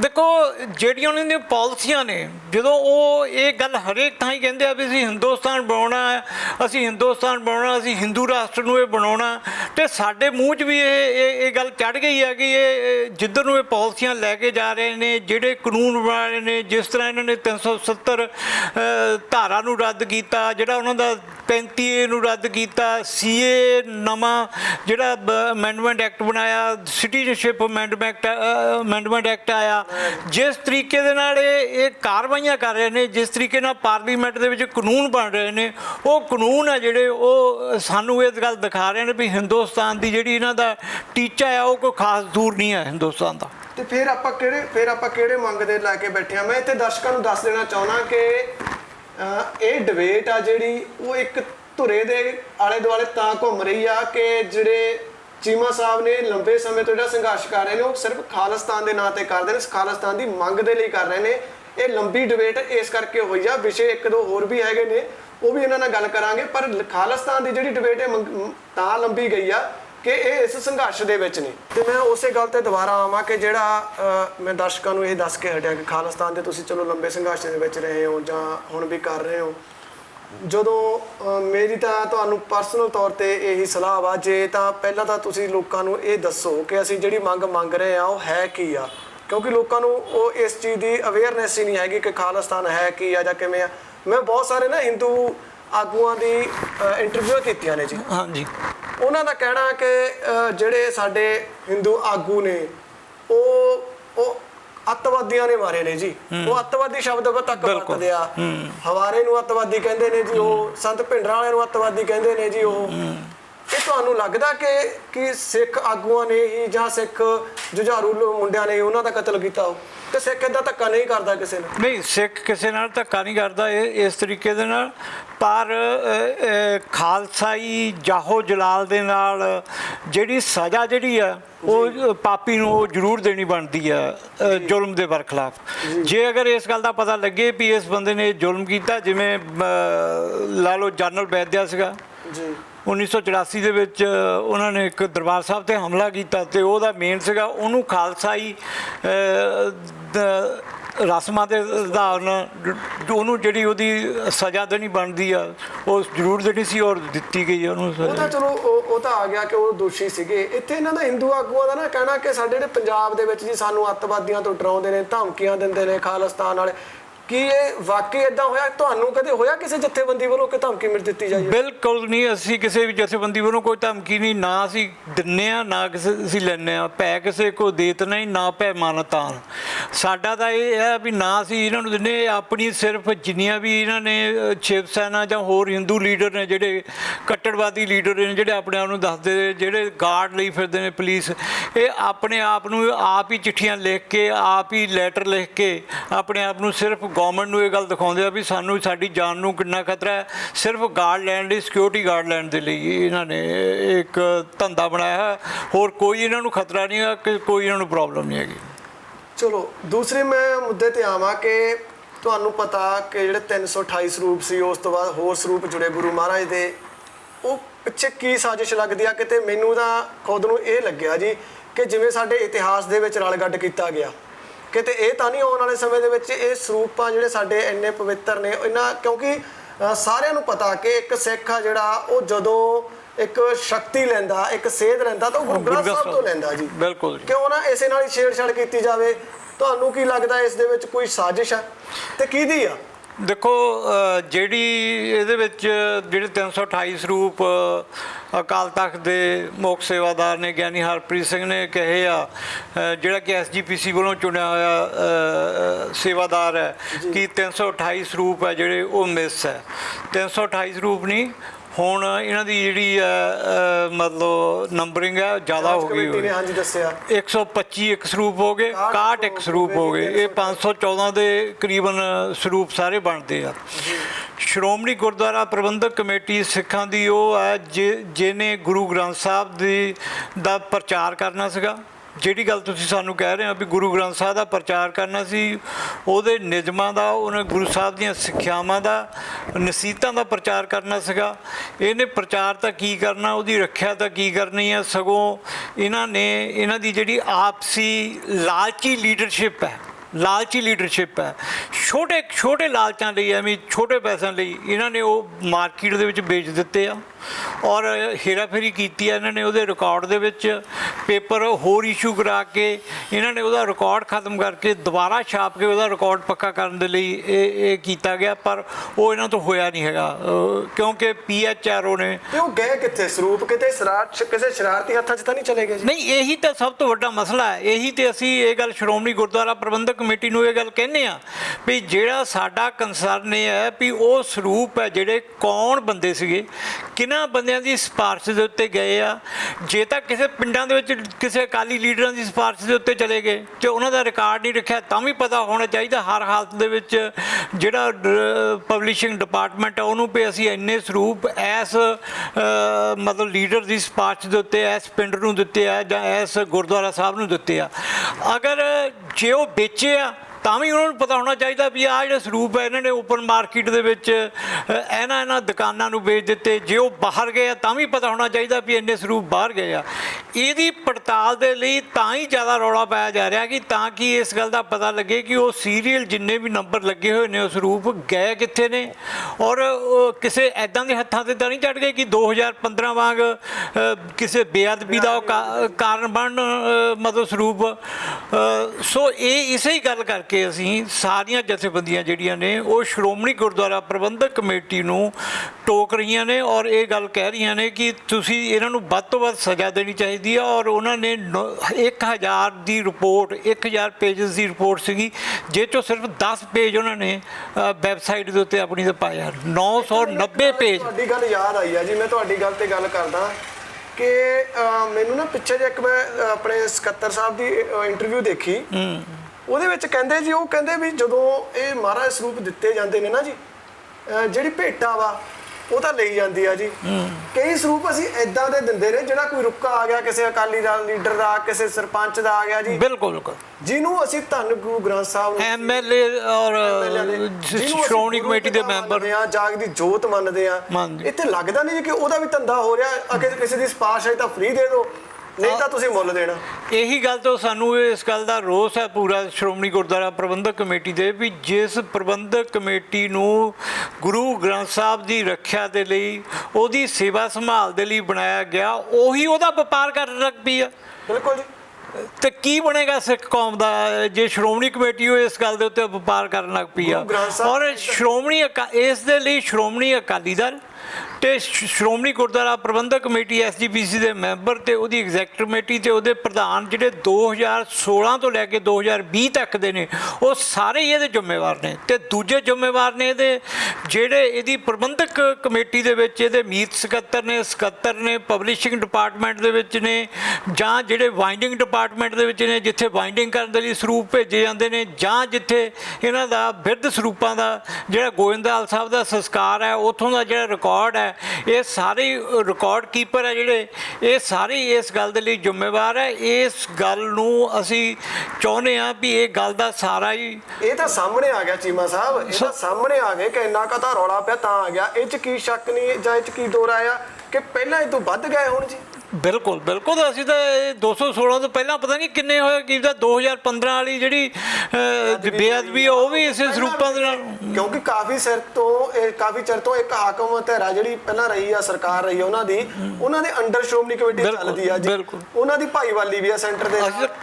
ਉਹਦਾ ਤਾਂ ਹੁਣ ਤਾਂ ਰੌਲਾ ਪੈ ਗਿਆ, ਕੀ ਪਤਾ ਪਹਿਲਾਂ ਕਿੰਨੇ ਕੁ ਗਏ। ਹਾਲੇ ਵੀ ਭਾਜੀ ਰੌਲਾ ਪੈਣ ਦੇ ਬਾਵਜੂਦ ਵੀ ਕਿਹੜਾ ਸੱਚਾਈ ਬਾਹਰ ਆ ਰਹੀ ਆ। ਸਿਰਫ ਇੰਨਾ ਹੀ ਰੌਲਾ ਪਿਆ ਵੀ 516 ਸਰੂਪ ਗੁੰਮ ਹੋ ਗਿਆ, ਪਰ ਉਹ ਕਿੱਥੇ ਚਲੇ ਗਏ, ਕਿਹੜੇ ਬੰਦੇ ਨੇ ਉਹਨੂੰ ਵੇਚਿਆ, ਕੌਣ ਉਹਨਾਂ ਲਈ ਜ਼ਿੰਮੇਵਾਰ ਨੇ। ਜੇ ਅਗਰ ਉਹ ਅਕਾਲੀ ਦਲ ਦੀ ਲੀਡਰਸ਼ਿਪ ਦੇ ਸਿਫਾਰਿਸ਼ ਦੇ ਉੱਤੇ ਕਿਤੇ ਗਏ ਨੇ ਤੇ ਉਹ ਕਿਹੜੇ ਲੀਡਰਸ਼ਿਪ ਦੀ ਲੀਡਰ ਦੀ ਸਿਫਾਰਿਸ਼ ਦੇ ਉੱਤੇ ਗਏ ਨੇ, ਉਹਦਾ ਪਤਾ ਹੋਣਾ ਚਾਹੀਦਾ। ਇਸ ਗੱਲ ਦਾ ਸਪਸ਼ਟੀਕਰਨ ਦਿੱਤਾ ਨਾ ਜੀ, ਕਹਿੰਦੇ ਉਹ ਤਾਂ ਇਹਨਾਂ ਨੇ ਜੀ ਪੈਸਿਆਂ ਦੇ ਲਈ ਕਰਮਚਾਰੀਆਂ ਨੇ ਹੇਰ-ਫੇਰ ਕਰ ਲਈ, ਇਹਨਾਂ ਨੇ ਵੇਚਤੇ ਜੀ, ਪਰ ਘੱਟੋ ਘੱਟ ਕਰਮਚਾਰੀਆਂ ਨੇ ਰਿਕਾਰਡ ਤਾਂ ਰੱਖਿਆ ਹੋਣਾ ਜੀ ਕਿਤੇ ਵਿੱਚ, ਉਹਨਾਂ ਤੋਂ ਪੁੱਛਿਆ ਤਾਂ ਜਾ ਸਕਦਾ ਨਾ ਜੀ। ਬਿਲਕੁਲ ਇਹ ਤਾਂ ਝੱਗਾ ਹੀ ਚੱਕ ਗਏ ਜੀ। ਨਹੀਂ, ਇਹ ਸਾਰਾ ਉਹਨਾਂ ਲੀਡਰਾਂ ਨੂੰ ਲੁਕਾਉਣ ਦੇ ਲਈ ਇਹ ਸਿਰਫ ਉਹਨਾਂ ਜਿਹੜੇ ਕਲਰਕ ਨੇ ਜਾਂ ਜਿਹੜਾ ਉਹ ਡਿਪਾਰਟਮੈਂਟ ਹੈ ਜਿਹੜੇ ਕਿ ਜਿਨ੍ਹਾਂ ਦੇ ਵੇਚਣ ਦਾ ਦੋਸ਼ ਲਾ ਰਹੇ ਨੇ, ਸਿਰਫ ਉਸੇ ਵੇਚਣ ਦੇ ਦੋਸ਼ ਦੇ ਵਿੱਚ ਹੀ ਬਹੁਤ ਵੱਡੀ ਇੱਕ ਹੇਰਾਫੇਰੀ ਹੈ ਜਿਹੜੀ FIR ਨਾ ਕਰਾਉਣ ਦਾ ਮਕਸਦ ਆ। ਇਹ ਤਾਂ ਨਹੀਂ ਕਿਤੇ ਕਿ ਉਹ ਬੋਲਣਗੇ ਜੇ FIR ਹੋਗੀ ਤਾਂ। ਬਿਲਕੁਲ ਅਸੀਂ ਇਹ ਗੱਲ ਕਹਿੰਦੇ ਆ ਵੀ ਇਹਨਾਂ ਨੇ ਜਿਹੜਾ ਇਹ ਵੀ ਇੱਕ ਵੱਡਾ ਕਾਰਨ ਹੈ ਕਿ ਸਭ ਤੋਂ ਪਹਿਲਾਂ ਇਹਨਾਂ ਨੇ ਇਹ ਬਿਆਨ ਲਾਇਆ ਕਿ ਅਸੀਂ ਇਹ ਪੁਲਿਸ ਦੇ ਵਿੱਚ ਮੈਟਰ ਲੈ ਕੇ ਜਾਵਾਂਗੇ, ਬਾਅਦ ਦੇ ਵਿੱਚ ਇਹਨਾਂ ਨੇ ਇੱਕਦਮ ਹੀ ਚੇਂਜ ਕਰਤਾ ਵੀ ਅਸੀਂ ਪੁਲਿਸ ਦੇ ਕੋਲ ਨਹੀਂ ਲੈ ਕੇ ਜਾਣੀ। ਇਹਨਾਂ ਨੂੰ ਇਹਦਾ ਕਾਰਨ ਇਹ ਲੱਗਦਾ ਵੀ ਜੇ ਅਗਰ ਪੁਲਿਸ ਕੋਲ ਜਾਵੇ ਤਾਂ ਹੋ ਸਕਦਾ ਕਿ ਇਹਨਾਂ ਨੂੰ ਪਤਾ ਲੱਗੇ ਕਿ ਉਹਨਾਂ ਦੀ ਇਨਵੈਸਟੀਗੇਸ਼ਨ ਦੇ ਵਿੱਚੋਂ ਪਤਾ ਲੱਗੇ ਵੀ ਅਸਲੀ ਚੋਰ ਕੌਣ ਨੇ। ਕਿਤੇ ਵੱਡੇ ਕੋਈ ਲੀਡਰ ਤਾਂ ਨਹੀਂ, ਕੋਈ ਵੱਡੇ ਅਸੀਂ ਤਾਂ ਲੱਗਦਾ ਕਿ ਹੋ ਸਕਦੇ। ਬਿਲਕੁਲ ਲੱਗਦਾ ਨਹੀਂ ਹੈ ਨਹੀਂ। ਅੱਛਾ ਜੀ, ਲੱਗਦਾ ਨਹੀਂ ਹੈ ਨਹੀਂ ਵੱਡੇ ਲੀਡਰ। ਇਹ ਵੀ ਦੱਸ ਹੀ ਦਿਓ ਕੌਣ ਨੇ। ਨਹੀਂ, ਇਹ ਤਾਂ ਅਸੀਂ ਨਹੀਂ ਦੱਸ ਸਕਦੇ ਵੀ ਕੌਣ ਨੇ। ਇਹ ਤਾਂ ਜੇ 990 ਪੇਜਸ ਦੀ ਉਹ ਰਿਪੋਰਟ ਪਾਉਣ ਤੇ ਪਤਾ ਲੱਗ ਸਕਦਾ ਵੀ ਕੌਣ ਉਹ ਜੀ। ਜਿਹੜੀ 990 ਪੇਜ ਦੀ ਰਿਪੋਰਟ ਇਹਨਾਂ ਨੇ ਨਹੀਂ ਪਾਈ, ਉਹ ਸਿਰਫ ਉਹਨਾਂ ਬੰਦਿਆਂ ਨੂੰ ਹੀ ਲੁਕੋ ਰਹੀ ਆ ਜਿਹੜੇ ਅਸਲੀ ਚੋਰ ਨੇ।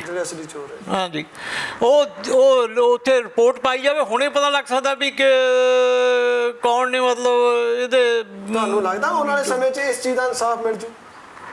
ਦੇਖੋ ਅਸੀਂ ਇਹ ਗੱਲ ਚਾਹੁੰਦੇ ਹਾਂ, ਅਸੀਂ 18 ਤਰੀਕ 17 ਤਰੀਕ ਰੱਖੀ ਹੋਈ ਹੈ ਇਸ ਗੱਲ ਦੇ ਲਈ ਵੀ ਇਹ ਸਾਰੀਆਂ ਜਥੇਬੰਦੀਆਂ ਇਕੱਠੀਆਂ ਹੋ ਕੇ ਕਿਸ ਤਰੀਕੇ ਦੇ ਨਾਲ ਅਸੀਂ ਕਹਿੰਦੇ ਜੀ ਮੰਜੀ ਸਾਹਿਬ ਤੁਸੀਂ ਇਕੱਠੋ ਨਾ, ਪਰ ਲੌਂਗੋਵਾਲ ਸਾਹਿਬ ਨੇ ਤਾਂ ਕੱਲ ਕਹਤਾ, ਕਹਿੰਦੇ ਜੀ ਇੱਥੇ ਤਾਂ ਇਕੱਠ ਕਰ ਨਹੀਂ ਦੇਣਾ। ਨਹੀਂ, ਇਹ ਤਾਂ ਹੁਣ ਸਾਰਿਆਂ ਨੂੰ ਵੀ ਪਤਾ ਲੱਗੂਗਾ ਕਰਨ ਦੇਣਾ ਕਿ ਨਹੀਂ ਕਰਨ ਦੇਣਾ। ਜੇ ਬਾਈ ਚਾਂਸ ਉਹਨਾਂ ਨੇ ਇਦਾਂ ਦਾ ਕੋਈ ਰੋਕਿਆ ਉੱਥੇ ਕਰਿਆ ਤੇ ਫਿਰ ਕੀ ਆਪਣਾ ਕੀ ਸਟੈਪ ਹੋਊਗਾ? ਨਹੀਂ, ਅਕਾਲ ਤਖਤ ਸਾਹਿਬ ਦੇ ਨਹੀਂ ਰੋਕ ਸਕਦੇ, ਕਿਉਂਕਿ ਅਸੀਂ ਜਿਹੜਾ ਹੈ ਉਸ ਮੰਜੀ ਸਾਹਿਬ ਤੋਂ ਅਸੀਂ ਕਿਹਾ ਵੀ ਅਕਾਲ ਤਖਤ ਸਾਹਿਬ ਸਾਰਾ ਸਿੱਖਾਂ ਦੀ ਸਾਂਝੀ ਜਗ੍ਹਾ ਆ, ਉੱਥੇ ਹਰੇਕ ਬੰਦੇ ਨੂੰ ਉੱਥੇ ਪਹੁੰਚ ਕੇ ਆਪਣੀ ਫਰਿਆਦ ਕਰਨ ਦਾ, ਆਪਣੀ ਕਿਸੇ ਵੀ ਗੱਲਬਾਤ ਦਾ ਵਿਚਾਰ ਕਰਨ ਦਾ ਉੱਥੇ ਹੱਕ ਹੈ ਹਰੇਕ ਸਿੱਖ ਦੇ ਕੋਲ। ਜੀ ਤੁਸੀਂ ਕਹਿੰਦੇ ਹੋ ਹੱਕ ਤਾਂ ਹੈਗਾ, ਅੱਗੇ ਜਦੋਂ 6 ਜੂਨ ਉੱਥੇ ਜਾਂਦੇ ਜੀ ਪੱਗਾਂ ਲੈਂਦੀਆਂ, ਕਿਰਪਾਨਾਂ ਚੱਲਦੀਆਂ, ਇਹ 'ਚ ਕੀ ਸ਼ੱਕ ਆ ਕਿ ਦੁਬਾਰਾ ਫੇਰ ਨਹੀਂ ਉਹੀ ਕੰਮ ਹੋਊ? ਸਾਡਾ ਸਿੱਖ ਕੌਮ ਦਾ ਜਲੂਸ ਫੇਰ ਨਿਕਲ ਜੂਗਾ ਜੀ। ਦੇਖੋ ਉਦੋਂ ਇਹ ਨਾਰੇ ਐਕਚੁਅਲੀ ਆਪਣੇ ਜਥੇਦਾਰਾਂ ਨੂੰ ਬਚਾਉਣ ਦੇ ਲਈ ਉਦੋਂ ਵੀ ਇਹੀ ਕੁਆਪਟ ਜਿਹੜੀ ਗੰਦੀ ਮਤਲਬ ਰਾਜਨੀਤੀ ਆ ਉਹਦਾ ਸ਼ਿਕਾਰ ਹੋ ਜਾਂਦੀ ਆ, ਮਤਲਬ ਪੋਲਿਟਿਕਸ ਦਾ ਸ਼ਿਕਾਰ ਹੋ ਜਾਂਦੀ ਆ। ਹੁਣ ਅਸੀਂ ਅਕਾਲ ਤਖਤ ਸਾਹਿਬ ਦੇ ਉੱਤੇ 17 ਤਰੀਕ ਨੂੰ ਮੀਟਿੰਗ ਰੱਖੀ ਆ, ਮੈਨੂੰ ਲੱਗਦਾ ਵੀ ਗੱਲ ਆ ਜਿਹੜੀ ਠੀਕ ਪਾਸੇ ਜਾ ਰਹੀ ਆ। ਮੈਂ ਤੁਹਾਨੂੰ ਚਲੋ ਆਖਰ ਦੇ ਵੱਲ ਵਧਦਾ, ਤੁਸੀਂ ਮੈਨੂੰ ਇੱਕ ਗੱਲ ਦੱਸੋ, ਕੌਮ ਨੇ ਚੱਬੇ ਦੀ ਧਰਤੀ ਤੇ ਇਕੱਠੇ ਹੋ ਕੇ ਸਰਬੱਤ ਖਾਲਸਾ ਇੱਕ ਬੁਲਾਇਆ, ਤੁਸੀਂ ਵੀ ਉਸ ਚੀਜ਼ ਦੇ ਵਿੱਚ ਸਮਰਥਨ ਚ ਸੀ, ਸਿਮਰਨਜੀਤ ਸਿੰਘ ਮਾਨ ਉਹਨਾਂ ਨੇ ਉਹ ਸ਼ਾਇਦ ਬੁਲਾਇਆ ਸੀਗਾ, ਸਿੱਖ ਜਥੇਬੰਦੀਆਂ ਨੇ ਚਲੋ ਇਕੱਠੇ ਹੋ ਕੇ ਬੁਲਾਇਆ ਸੀ, ਉੱਥੇ ਜਥੇਦਾਰ ਥਾਪੇ ਗਏ, ਬਲਜੀਤ ਸਿੰਘ ਦਾਦੂਵਾਲ ਨੂੰ ਵੀ ਥਾਪਿਆ ਗਿਆ ਤੇ ਮੰਡ ਸਾਹਿਬ ਨੂੰ ਵੀ ਥਾਪਿਆ ਗਿਆ। ਅੱਜ ਬਲਜੀਤ ਸਿੰਘ ਦਾਦੂਵਾਲ ਜਦੋਂ ਹਰਿਆਣਾ ਗੁਰਦੁਆਰਾ ਪ੍ਰਬੰਧਕ ਕਮੇਟੀ ਦੇ ਪ੍ਰਧਾਨਗੀ ਮਿਲਦੀ ਆ, ਲੱਗਦਾ ਉਹਨਾਂ ਨੂੰ ਕਿਹਾ ਜਿੱਤ ਗਏ ਚੋਣ, ਤਾਂ ਉਹ ਜਥੇਦਾਰੀ ਛੱਡ ਗਏ, ਕੀ ਪ੍ਰਾਪਤੀ ਕਰ ਲਓਗੇ ਤੁਸੀਂ? ਜਾਂ ਇਹ ਸਿੱਖ ਆਗੂ ਜਿਹੜੇ ਸਾਡੇ ਜਿਨ੍ਹਾਂ ਨੂੰ ਮਗਰ ਨੌਜਵਾਨਾਂ ਨੂੰ ਲਾਈ ਫਿਰਦੇ ਆ, ਕਿ ਇੱਕ ਅਹੁਦਿਆਂ ਦੇ ਪਿੱਛੇ ਤਾਂ ਇਹ ਕੁਰਸੀਆਂ ਛੱਡ ਦਿੰਦੇ ਨੇ? ਦੇਖੋ, ਮੌਕਾ ਪ੍ਰਸਤੀ ਸਿੱਖ ਲੀਡਰਸ਼ਿਪ ਦੇ ਵਿੱਚ ਬਹੁਤ ਉੱਤੋਂ ਤੱਕ ਘਰ ਕਰ ਚੁੱਕੀ ਹੈ। ਇਹ ਸਾਡਾ ਯਕੀਨ ਕਰੀਏ ਜੋ ਅੱਜ ਜੋ ਹਾਲਾਤ ਬਣੇ ਹੋਏ ਨੇ, ਇਹ ਸਿਰਫ ਸਾਡਾ ਆਚਰਨ ਹੈ ਜਿਹੜਾ ਉਹ ਇੰਨਾ ਡਿੱਗ ਚੁੱਕਿਆ ਹੈ। ਇਹ ਇਸੇ ਕਰਕੇ ਹਾਲਾਤ ਹੈ ਜਿਹੜੇ ਇਹ ਬਣੇ ਹੋਏ ਨੇ। ਇਹ ਪਰ ਜਿਹੜੀ ਟਾਈਮ ਹੈ ਉਹ ਨੰਗਾ ਕਰ ਰਿਹਾ ਸਾਰਿਆਂ ਨੂੰ, ਟਾਈਮ ਹੈ ਜਿਹੜਾ ਨੰਗਾ ਕਰ ਰਿਹਾ ਸਾਰਿਆਂ ਨੂੰ। ਪਰ ਕੌਮ ਆਗੂ ਤੋਂ ਹੀਣ ਹੋਈ ਆ ਜੀ, ਕੋਈ ਆਗੂ ਨਹੀਂ ਮੂਰੇ, ਕੋਈ ਜਿਹਦੇ ਤੇ ਵਿਸ਼ਵਾਸ ਕੀਤਾ ਜਾਵੇ। ਅੱਜ ਵਿਸ਼ਵਾਸ ਕਰਦੇ ਆ ਜੀ, 7 ਲੱਖ ਬੰਦੇ ਨੇ ਉੱਥੇ ਯਕੀਨ ਕਰ ਲਿਆ, ਉਹ ਹੁਣ ਕੁਰਸੀਆਂ ਛੱਡ ਗਏ, ਆਪਦੀਆਂ ਜਥੇਦਾਰੀਆਂ ਵੀ ਛੱਡ ਗਏ। ਇਹਦੇ ਵਿੱਚ ਕੀ ਆ ਕਿ ਕੱਲ ਨੂੰ ਤੁਸੀਂ ਵੀ ਇਸ ਚੀਜ਼ ਉੱਤੇ ਅੱਜ ਖਾਲਿਸਤਾਨ ਦਾ ਲੈ ਕੇ ਚੱਲ ਜਾਓ, ਕੱਲ ਨੂੰ ਕੋਈ ਤੁਹਾਨੂੰ ਅਹੁਦਾ ਮਿਲ ਗਿਆ ਤੁਸੀਂ ਛੱਡ ਜਾਓ। ਨਹੀਂ, ਅਸੀਂ ਬਹੁਤ ਲੰਬਾ ਸਮਾਂ ਇਹਦੇ ਲਈ ਅੰਦਰ ਜੇਲ੍ਹਾਂ ਝੱਲੀਆਂ ਨੇ। ਮੈਂ 15 ਸਾਲ ਵੀ ਝੱਲ ਕੇ ਆਏ ਆ, 15 ਸਾਲ ਮੈਂ ਜੇਲ੍ਹ ਕੱਟੀ ਹੈ ਇਸ ਖਾਲਿਸਤਾਨ ਦੇ ਸੰਘਰਸ਼ ਦੇ ਲਈ ਜਾਂ ਖਾਲਿਸਤਾਨ ਦੀ ਮੂਵਮੈਂਟ ਦੇ ਲਈ।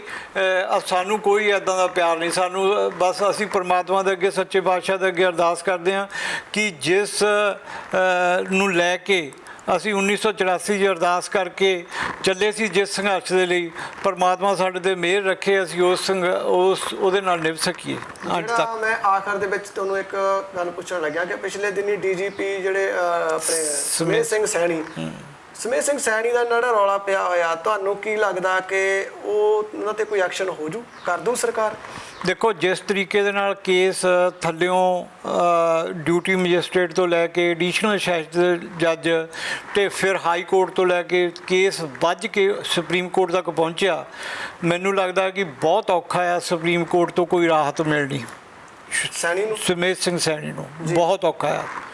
ਪਰ ਇੱਥੇ ਦੂਜਾ ਪੱਖ ਇਹ ਵੀ ਤਾਂ ਹੈਗਾ ਨਾ ਜੀ, ਇੱਕ ਪੋਸਟ ਸ਼ੇਅਰ ਕੀਤੀ ਤਾਂ ਮੁੰਡੇ ਚੱਕ ਕੇ ਅੰਦਰ ਕਰਤੇ, ਉਹ ਤਾਂ ਐਡਾ ਵੱਡਾ ਪੁਲਿਸ ਅਧਿਕਾਰੀ ਐਡੇ ਘੇਰੇ ਦੇ ਵਿੱਚੋਂ ਜਦੋਂ ਨਿਕਲ ਸਕਦਾ, ਤਾਂ ਕੀ ਆਸ ਕਰਦੇ ਹੋ ਕਿ ਭਾਜੀ ਇਸ ਕਰਕੇ ਹੀ ਅਸੀਂ ਇਹ ਗੱਲ ਕਹਿ ਰਹੇ ਹਾਂ ਵੀ ਖਾਲਿਸਤਾਨ ਬਣਨਾ ਸਾਡੇ ਲਈ ਬਹੁਤ ਜ਼ਰੂਰੀ ਹੈ, ਚਾਹੇ ਬਹੁਤ ਔਖਾ ਆ ਜਾਂ ਉਹਦੇ ਲਈ ਤੁਹਾਡੇ ਕਹਿਣ ਦੇ ਮੁਤਾਬਕ ਹੈ ਕਿ ਸੰਘਰਸ਼ ਠੀਕ ਲੀਹਾਂ ਦੇ ਉੱਤੇ ਨਹੀਂ ਚੱਲ ਰਿਹਾ, ਜਿਸ ਲੀਹਾਂ ਦੇ ਉੱਤੇ ਇਸ ਖਾਲਿਸਤਾਨ ਦਾ ਸੰਘਰਸ਼ ਚੱਲਣਾ ਚਾਹੀਦਾ, ਜਿਸ ਦੀ ਪ੍ਰਾਪਤੀ ਦੇ ਲਈ ਤੁਹਾਡੇ ਅਨੁਸਾਰ ਜਾਂ ਹੋਰ ਲੋਕਾਂ ਦੇ ਅਨੁਸਾਰ ਹੈ, ਇਸ ਜਿਹੜੇ ਪਿਆਰ ਕਰਨ ਵਾਲੇ ਨੇ ਕੌਮ ਨੂੰ, ਉਹ ਸੋਚਦੇ ਆ ਵੀ ਮੈਂ ਤਾਂ ਇਹੀ ਚਾਹੁੰਦਾ, ਮੈਂ ਤਾਂ ਇਹੀ ਕਹਿਣਾ, ਸਾਡਾ ਤਾਂ ਇਹੀ ਕਹਿਣਾ ਨਾ ਕਿ ਜਿਹੜਾ ਅਸੀਂ ਰੌਲਾ ਪਾਈ ਜਾਂਦੇ ਆ, ਨਾਰੇ ਮਾਰੀ ਜਾਂਦੇ ਆ, ਮੁੰਡੇ ਵਿਚਾਰੇ ਜਜ਼ਬਾਤੀ ਹੋ ਕੇ ਅੰਦਰ ਡੱਕੀ ਜਾਂਦੇ ਆ, ਜਵਾਨੀਆਂ ਖਰਾਬ ਹੋ ਜਾਂਦੀਆਂ, ਫਿਰ ਜਦੋਂ ਲੋਕ ਚਾਹੁੰਦੇ ਹੀ ਨਹੀਂ ਹੈਗੇ ਜੀ, ਫਿਰ ਛੱਡੋ ਪਰ ਇਸ ਚੀਜ਼ ਨੂੰ। ਨਹੀਂ, ਲੋਕ ਚਾਹੁੰਦੇ ਆ, ਜੇ ਅੱਜ ਰੈਫਰੈਂਡਮ ਹੋ ਜਾਏ ਇਸ ਗੱਲ ਦੇ ਉੱਤੇ ਰੈਫਰੈਂਡਮ ਹੋਵੇ ਕਿ ਕੌਮ ਨੂੰ ਦੋਏ ਚੀਜ਼ਾਂ ਦੇ ਉੱਤੇ ਆ ਵੀ ਕੀ ਕੌਮ ਆਪਣੇ ਭਵਿੱਖ ਦੇ ਵਿੱਚ ਵੱਖਰਾ ਹੋ ਕੇ ਆਪਣਾ ਦੇਸ਼ ਬਣਾਉਣਾ ਚਾਹੁੰਦੀ ਹੈ ਕਿ ਨਹੀਂ। ਤੇ ਮੈਂ ਤੁਹਾਨੂੰ 100% ਇਹ ਕਹਿੰਦਾ ਵੀ ਅੱਜ ਰੈਫਰੈਂਡਮ ਹੋਵੇ, ਲੋਕ ਉੱਧਰ ਪਾਉਣਗੇ, ਕਿਉਂਕਿ ਜਿਸ ਤਰੀਕੇ ਨਾਲ ਲੋਕਾਂ ਨੇ ਜੋ ਸਿੱਖਾਂ ਦੇ ਉੱਤੇ ਅਤਿਆਚਾਰ ਹੋਇਆ, ਜੋ ਸਿੱਖ ਸਿਧਾਂਤ ਖਰਾਬ ਹੋਇਆ, ਜੋ ਗੁਰੂ ਪਾਤਸ਼ਾਹ ਦੀ ਬੇਇੱਜ਼ਤੀ ਹੋਈ ਆ, ਔਰ ਜਿਸ ਤਰੀਕੇ ਨਾਲ ਪੰਜਾਬ ਦੇ ਨੈਚੁਰਲ ਰਿਸੋਰਸਿਸ ਨੂੰ ਲੁੱਟਿਆ ਗਿਆ, ਪੰਜਾਬ ਦੇ ਪਾਣੀਆਂ ਨੂੰ ਲੁੱਟਿਆ ਗਿਆ, ਜਿਸ ਤਰੀਕੇ ਨਾਲ ਹੁਣ ਹਿੰਦੁਸਤਾਨ ਦੀ ਸਰਕਾਰ ਉੱਥੇ ਹਿੰਦੂ ਰਾਸ਼ਟਰਵਾਦ ਬਣਾਉਣ ਦਾ ਨਾਰੇ ਮਾਰ ਰਹੀ ਆ, ਔਰ ਜਿੱਦਾਂ ਮਤਲਬ ਮੁਸਲਮਾਨਾਂ ਦੇ ਨਾਲ ਹੋ ਰਿਹਾ, ਘੱਟ ਗਿਣਤੀਆਂ ਦੇ ਨਾਲ ਜੋ ਵਿਹਾਰ ਹੋ ਰਿਹਾ, ਜੇ ਇਹ ਦੇਖਿਆ ਜਾਵੇ ਤਾਂ ਜਿੰਨੀ ਛੇਤੀ ਵੀ ਸਾਨੂੰ ਖਾਲਿਸਤਾਨ ਬਣਨਾ ਉਨੀ ਛੇਤੀ ਸਾਨੂੰ ਖਾਲਿਸਤਾਨ ਬਣਾਉਣਾ ਚਾਹੀਦਾ। ਸਾਨੂੰ 10,000 ਬੰਦਾ ਤਾਂ ਜੀ ਆਪਣੇ ਹੱਕ 'ਚ ਨਹੀਂ ਖੜਦਾ, ਆਪਾਂ ਕਿਹੜੇ ਖਾਲਿਸਤਾਨ ਦੀ ਮੰਗ ਨੂੰ ਪੂਰੀ ਕਰ ਲਾਂਗੇ? ਨਹੀਂ, ਮੇਰੇ ਖਿਆਲ ਅਨੁਸਾਰ ਦੇਖੋ ਜਿਹੜੀ ਉਹ ਮੰਗ ਹੈ, ਜਿਹੜੀਆਂ ਉਹ ਚੋਣਾਂ ਨੇ, ਤੁਹਾਡੇ ਸਿਮਰਨਜੀਤ ਸਿੰਘ ਮਾਨ ਦਾ ਜਾਂ ਤੁਹਾਡੇ ਹੱਕ ਦੇ ਵਿੱਚ 10,000 ਬੰਦਾ ਨਹੀਂ ਖੜਦਾ ਪੂਰੇ ਪੰਜਾਬ ਦੇ ਵਿੱਚੋਂ, ਕਿਹੜੀ ਆਪਾਂ ਕਿੱਥੇ ਪ੍ਰਾਪਤੀ ਲੈ ਲਾਂਗੇ ਜੀ? ਦੇਖੋ ਅਸੀਂ ਤਾਂ ਹੀ ਸ਼੍ਰੋਮਣੀ ਗੁਰਦੁਆਰਾ ਪ੍ਰਬੰਧਕ ਕਮੇਟੀ ਤੋਂ ਬਿਨਾਂ ਨਾ ਤੇ ਅਸੀਂ ਵਿਧਾਨ ਸਭਾ ਦੀ ਨਾ ਪਾਰਲੀਮੈਂਟ ਦੀ ਅਸੀਂ ਕੋਈ ਚੋਣ ਨਹੀਂ ਲੜਦੇ ਹੈਗੇ ਭਾਜੀ। ਉਹ ਚੋਣਾਂ ਜਿਹੜੀਆਂ ਨੇ ਉਹ ਚੋਣਾਂ ਹੁੰਦੀਆਂ ਨੇ ਮੌਕੇ ਦੀ ਸਿਆਸਤ ਦੇ ਨਾਲ, ਹੁਣ ਦੀ ਸਿਆਸਤ ਦੇ ਨਾਲ, ਕਿਹੜਾ ਬੰਦਾ ਕੀ ਦਿੰਦਾ। ਦੇਖੋ ਐਤਕੀ ਮਹਾਰਾਜਾ ਜਿੱਤਿਆ, ਸਿਰਫ ਇਹ ਆ ਵੀ ਝੂਠ ਬੋਲ ਬੋਲ ਕੇ, ਗੁਟਕਾ ਸਾਹਿਬ ਦੇ ਉੱਤੇ ਕਸਮਾਂ ਦੇ ਉੱਤੇ ਹੱਥ ਰੱਖ ਰੱਖ ਕੇ ਜੀ ਮੈਂ ਨਿਆਣਿਆਂ ਨੂੰ ਆਹ ਕੁਛ ਦਊਂਗਾ, ਕਿਸਾਨਾਂ ਦੇ ਕਰਜ਼ੇ ਮੈਂ ਮਾਫ਼ ਕਰੂੰਗਾ। ਆ ਤੁਹਾਡੇ ਸਾਹਮਣੇ ਆ ਜੋ ਉਹਨੇ 3.5-4 ਸਾਲ ਦੇ ਵਿੱਚ ਕੀਤਾ, ਕਿ ਕਿਸਾਨਾਂ ਦੇ ਕਰਜ਼ੇ ਸਾਰੇ ਮਾਫ਼ ਕਰ ਦਿੱਤੇ ਆ। ਮੈਂ ਉਸੇ ਮੁੱਦੇ ਤੇ ਚਲੋ ਸੈਣੀ ਸਾਹਿਬ ਦੇ ਆਵਾਂ ਕਿ ਚਲੋ ਤੁਹਾਨੂੰ ਲੱਗਦਾ ਕਿ ਆਉਣ ਵਾਲੇ ਸਮੇਂ ਦੇ ਵਿੱਚ ਹੋ ਸਕਦਾ ਕਿ ਐਦਾਂ ਨਿਕਲ ਗਏ, ਉਹਨਾਂ ਦੀ ਸਾਰੀ ਐਡੀ ਘੇਰੇ ਦੇ ਵਿੱਚੋਂ ਨਿਕਲ ਗਏ? ਨਹੀਂ, ਉਹ ਪੁਲਿਸ ਮਿਲੀ ਹੋਈ ਆ, ਪੁਲਿਸ ਐਦਾਂ ਨਹੀਂ ਨਿਕਲ ਸਕਦਾ ਸੈਣੀ। ਇਹ ਗਵਰਨਮੈਂਟ ਦੀ ਪੁਸ਼ਤਾ ਬਣਾਈ ਆ, ਉਹਦੇ ਪਿੱਛੇ ਗਵਰਨਮੈਂਟ ਉਹਨੂੰ ਇਹ ਚਾਂਸ ਦੇਣਾ ਚਾਹੁੰਦੀ ਆ ਵੀ ਉਹ ਆਣ ਕੇ ਸੁਪਰੀਮ ਕੋਰਟ ਦੇ ਵਿੱਚ ਆਪਣੀ ਜਿਹੜੀ ਵੀ ਕੋਈ ਰਾਹਤ ਲੈਣੀ ਚਾਹੁੰਦਾ ਹੈ ਉਹ ਐਂਡ ਤੱਕ ਆਪਣੀ ਰਾਹਤ ਨੂੰ ਲੈ ਸਕੇ, ਉਹਨੂੰ ਮਤਲਬ ਅਸਕੇਪ ਕਰਨ ਦਿੰਦੇ ਆ।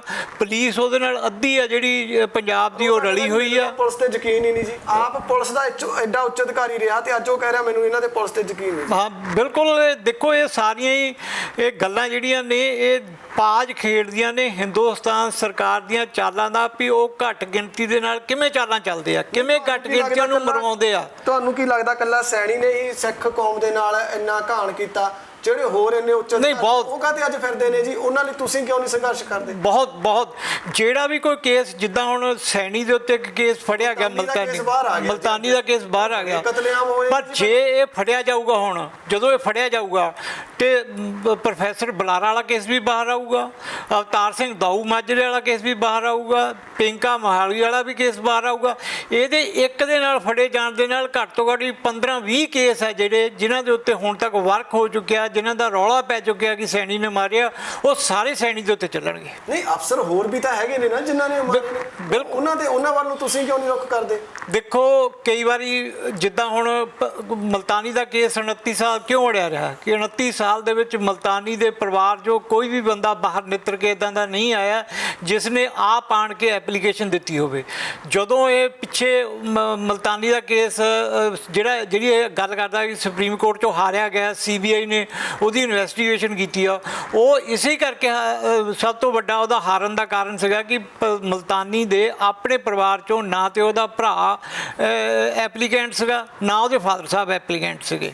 ਮਤਲਬ ਇਸ ਕਰਕੇ ਕੋਰਟਾਂ ਜਿਹੜੀਆਂ ਨੇ ਉਹ ਸਾਨੂੰ ਅਸੀਂ ਪੂਰਾ ਜਿਹੜਾ ਇਨਸਾਫ ਹੈ ਕੋਰਟਾਂ ਤੋਂ ਨਹੀਂ ਲੈ ਸਕੇ। ਪਰ ਹੁਣ ਬਲਵੰਤ ਸਿੰਘ ਮਲਤਾਨੀ ਦਾ ਭਰਾ ਆ ਜਿਹੜਾ ਉਹ ਇਸ ਦੇ ਵਿੱਚ ਐਪਲੀਕੈਂਟ ਹੈ, ਹੁਣ ਜਿਹੜਾ ਇਨਸਾਫ ਮਿਲੇਗਾ ਹਰ ਹਾਲ ਦੇ ਵਿੱਚ। ਇੱਦਾਂ ਹੀ ਜਿਹੜੇ ਦੂਜੇ ਕੇਸਾਂ ਦੇ ਵਿੱਚ ਜਿਹੜੀ ਤੁਸੀਂ ਗੱਲ ਕਰਦੇ ਹੋ, ਤੁਸੀਂ ਬਾਕੀ ਕੇਸਾਂ ਦਾ ਕਿਉਂ ਨਹੀਂ ਮਤਲਬ ਚੱਕਦੇ?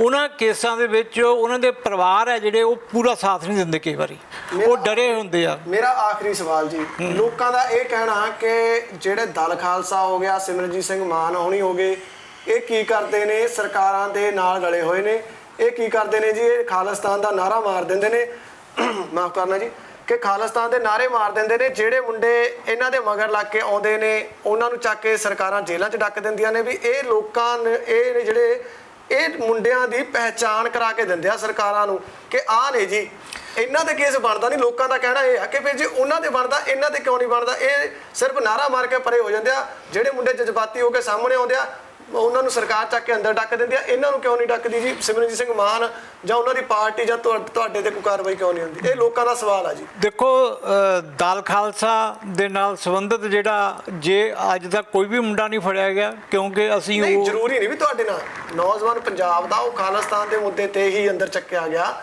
ਤਾਂ ਉਹ ਕਹਿੰਦੇ ਜੀ ਵੀ ਇਹ ਤਾਂ ਪਰੇ ਹੋ ਜਾਂਦੇ ਨੇ ਮੁੰਡੇ, ਉਹ ਚੱਕੇ ਜਾਂਦੇ ਨੇ ਤੇ ਮਗਰ ਇਹਨਾਂ ਤੇ ਕੋਈ ਕਾਰਵਾਈ ਨਹੀਂ ਹੁੰਦੀ।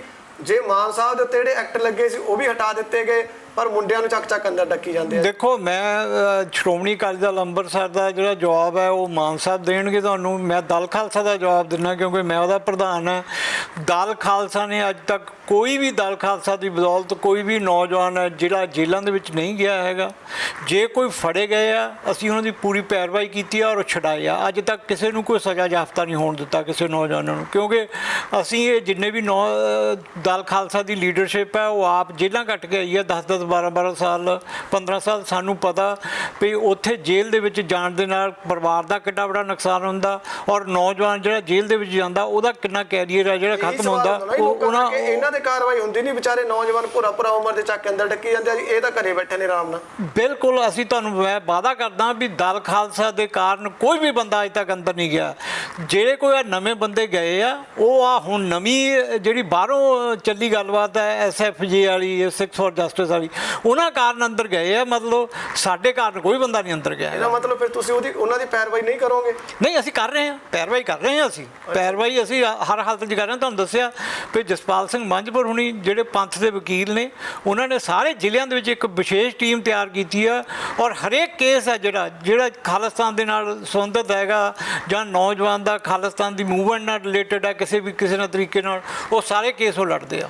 ਆਖਰ ਦੇ ਵਿੱਚ ਦਰਸ਼ਕਾਂ ਨੂੰ ਕੋਈ ਨੌਜਵਾਨਾਂ ਨੂੰ ਖਾਸ ਕਰਕੇ ਨੌਜਵਾਨਾਂ ਨੂੰ ਕੀ ਕਹਿਣਾ ਚਾਹੋਗੇ ਕਿ ਜਿਹੜੇ ਭੜਕਾ ਰਹੇ ਨੇ ਪੰਨੂ ਵਰਗੇ ਜਾਂ ਕੋਈ ਹੋਰ ਇਦਾਂ ਦਾ ਗਲਤ ਆਨਸਰ ਜਿਹੜਾ ਭੜਕਾ ਰਿਹਾ ਵਾ ਤੇ ਭੜਕਾ ਕੇ ਪਰੇ ਹੋ ਜਾਂਦੇ ਆ, ਪੈਰਵਾਈ ਵੀ ਨਹੀਂ ਕਰਦੇ, ਤੁਹਾਨੂੰ ਨਾਲ ਨਹੀਂ ਲੈ ਕੇ ਚੱਲਦੇ ਜਦ ਕਿ ਤੁਸੀਂ ਇੰਨੇ ਲੰਬੇ ਸਮੇਂ ਸੰਘਰਸ਼ ਕਰ ਰਹੇ ਹੋ ਸਿੱਖ ਕੌਮ ਦੇ ਲਈ, ਤੁਹਾਨੂੰ ਨਾਲ ਵੀ ਨਹੀਂ ਜੋੜਿਆ ਜਾ ਰਿਹਾ ਪੰਨੂ ਉਹਨਾਂ ਵੱਲੋਂ, ਤੁਹਾਨੂੰ ਕੋਈ ਜਵਾਬ ਵੀ ਨਹੀਂ ਦਿੱਤਾ ਜਾ ਰਿਹਾ। ਉਹਨਾਂ ਨੌਜਵਾਨਾਂ ਨੂੰ ਕੀ ਕਹੋਗੇ ਕਿ ਕੀ ਇਹਨਾਂ ਤੋਂ ਸਚੇਤ ਰਹਿਣ ਦੀ ਲੋੜ ਹੈ, ਨਾਲ ਤੁਰਨ ਦੀ ਲੋੜ ਹੈ, ਕੀ ਕਹੋਗੇ? ਸੰਦੇਸ਼ ਦਿਓ ਜੀ ਨੌਜਵਾਨਾਂ ਨੂੰ। ਨਹੀਂ, ਮੈਂ ਸਿੱਖ ਕੌਮ ਦੇ ਜਿਹੜੇ ਪੰਜਾਬ ਦੇ ਵਿੱਚ ਰਹਿਣ ਵਾਲੇ ਹਿੰਦੁਸਤਾਨ ਦੇ ਵਿੱਚ ਰਹਿਣ ਵਾਲੇ ਨੌਜਵਾਨ ਨੇ ਉਹਨਾਂ ਨੂੰ ਮੈਂ ਇੱਕ ਬੇਨਤੀ ਕਰਨਾ ਚਾਹੁੰਦਾ ਵੀ ਪੁਲਿਸ ਸੁਰੱਖਿਆ ਏਜੰਸੀਆਂ ਜਿਹੜੀਆਂ ਹਿੰਦੁਸਤਾਨ ਦੀਆਂ ਨੇ ਉਹਨਾਂ ਨੇ ਮਤਲਬ ਜਿਹੜੀ ਫੇਸਬੁੱਕ ਹੈ, ਸੋਸ਼ਲ ਮੀਡੀਆ ਦੇ ਜਿਹੜੇ ਇੰਸਟਾਗ੍ਰਾਮ, ਫੇਸਬੁੱਕ, WhatsApp ਗਰੁੱਪ ਹੈ ਜਿਹੜੇ ਉਹਨਾਂ ਨੇ ਇੱਕ ਆਪਣੀ ਇਨਵੈਸਟੀਗੇਸ਼ਨ ਦਾ ਪਾਰਟ ਬਣਾ ਰੱਖੇ ਨੇ ਔਰ ਜਿਹੜੇ ਵੀ ਬੰਦੇ ਇਹਦੇ ਉੱਤੇ ਕੰਮ ਕਰਦੇ ਨੇ ਜਾ ਕੇ ਇਹਨਾਂ ਗਰੁੱਪਾਂ ਦੇ ਵਿੱਚ ਜਾ ਕੇ ਕੋਈ ਲਾਈਕ ਕਰਦੇ ਨੇ, ਕਿਸੇ ਨਾ ਕਿਸੇ ਤਰੀਕੇ ਨਾਲ ਆਪਣੇ ਕਮੈਂਟ ਪਾਸ ਆਨ ਕਰਦੇ ਨੇ,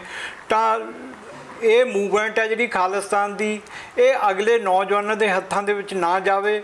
ਉਹਨਾਂ ਨੌਜਵਾਨਾਂ ਨੂੰ ਫੜ ਕੇ ਇਹ ਜੇਲ੍ਹਾਂ ਦੇ ਵਿੱਚ ਸੁੱਟਦੇ ਨੇ ਔਰ ਅਸੀਂ ਇਹ ਬੇਨਤੀ ਕਰਦੇ ਹਾਂ ਵੀ ਕੋਈ ਵੀ ਮੁੰਡਾ ਨੌਜਵਾਨ ਅਗਰ ਕਿਸੇ ਮਾਂ-ਬਾਪ ਨੂੰ ਪਤਾ ਆ ਕਿ ਉਹ ਜੇਲ੍ਹ ਦੇ ਵਿੱਚ ਹੈ, ਪਿਛਲੇ ਦਿਨਾਂ ਦੇ ਵਿੱਚ ਉਹ ਸੋਸ਼ਲ ਮੀਡੀਆ ਦੇ ਵਿੱਚ ਕੋਈ ਆਪਣੇ ਕਮੈਂਟ ਪਾਉਣ ਦੇ ਨਾਲ ਜੇਲ੍ਹ ਦੇ ਵਿੱਚ ਹੋਇਆ ਅਤੇ ਉਹਦਾ ਵਕੀਲ ਨਹੀਂ ਹੈਗਾ, ਉਹਦੀ ਪੈਰਵਾਈ ਨਹੀਂ ਹੁੰਦੀ, ਅਤੇ ਸਾਨੂੰ ਦਲ ਖਾਲਸਾ ਨੂੰ ਸਾਡੇ ਨਾਲ ਸੰਪਰਕ ਕੀਤਾ ਜਾਵੇ।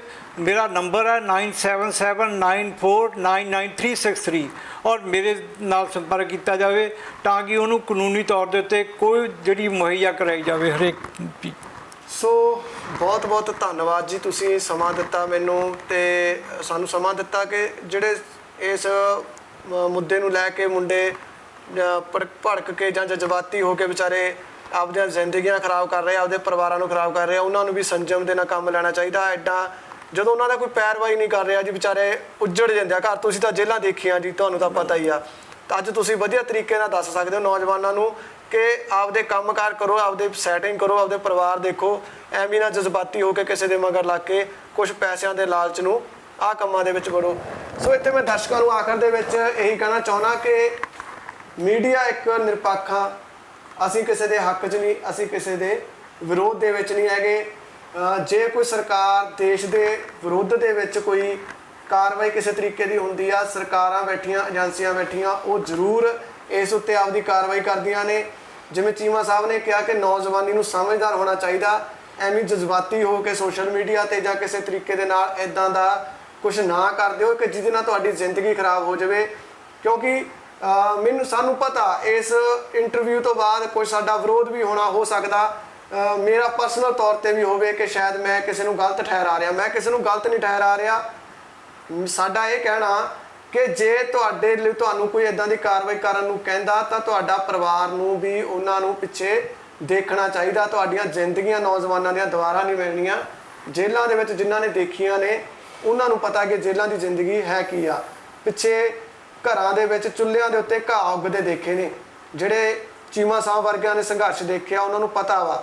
ਸੋ ਦੇਖਦੇ ਹਾਂ ਆਉਣ ਵਾਲੇ ਸਮੇਂ ਦੇ ਵਿੱਚ ਜਿਹੜੇ ਸਰੂਪ ਨੇ ਲਾਪਤਾ ਹੋਇਆ ਉਹਨਾਂ ਦਾ ਇਨਸਾਫ ਕੌਮ ਨੂੰ ਕਿੰਨਾ ਕੁ ਮਿਲਦਾ, ਜਾਂ ਜਿਹੜਾ ਸੈਣੀ DGP ਸੈਣੀ ਦਾ ਕੇਸ ਆ ਉਹਨਾਂ ਨੂੰ ਸਜ਼ਾ ਮਿਲਦੀ ਆ ਕਿ ਨਹੀਂ ਮਿਲਦੀ, ਜਾਂ ਚੀਮਾ ਸਾਹਿਬ ਨਾਲ ਦੀ ਜਿਹੜੀ ਮੰਗ ਆ ਖਾਲਿਸਤਾਨ ਦੀ ਉਹ ਇਹਨਾਂ ਦੀ ਕਦੋਂ ਕੁ ਪੂਰੀ ਹੁੰਦੀ ਆ, ਤੇ ਕਿੰਨਾ ਕਿ ਇਹ ਲੋਕਾਂ ਨੂੰ ਉਸ ਚੀਜ਼ ਦੇ ਵਿਸ਼ਵਾਸ ਦੇ ਵਿੱਚ ਲੈ ਕੇ ਕਰ ਸਕਦੇ ਆ ਕਿ ਜਿਹੜੇ ਪੰਜਾਬ ਦੇ ਵਿੱਚ ਹਿੰਦੂ ਵਸਦੇ ਆ ਉਹਨਾਂ ਦੇ ਮਨ ਦੇ ਵਿੱਚ ਜਿਹੜਾ ਡਰ ਆ ਉਹਨੂੰ ਇਹ ਕਿੰਨਾ ਕਲੈਰੀਫਿਕੇਸ਼ਨ ਦੇ ਕੇ ਉਹ ਕਲੀਅਰ ਕਰ ਸਕਦੇ ਆ। ਕੈਮਰਾਮੈਨ ਅਮਰਤਪਾਲ ਦੇ ਨਾਲ ਤਰਲੋਚਨ ਸਿੰਘ ਦੀ ਰਿਪੋਰਟ, ਫਤਿਹਗੜ੍ਹ ਸਾਹਿਬ। ਧੰਨਵਾਦ।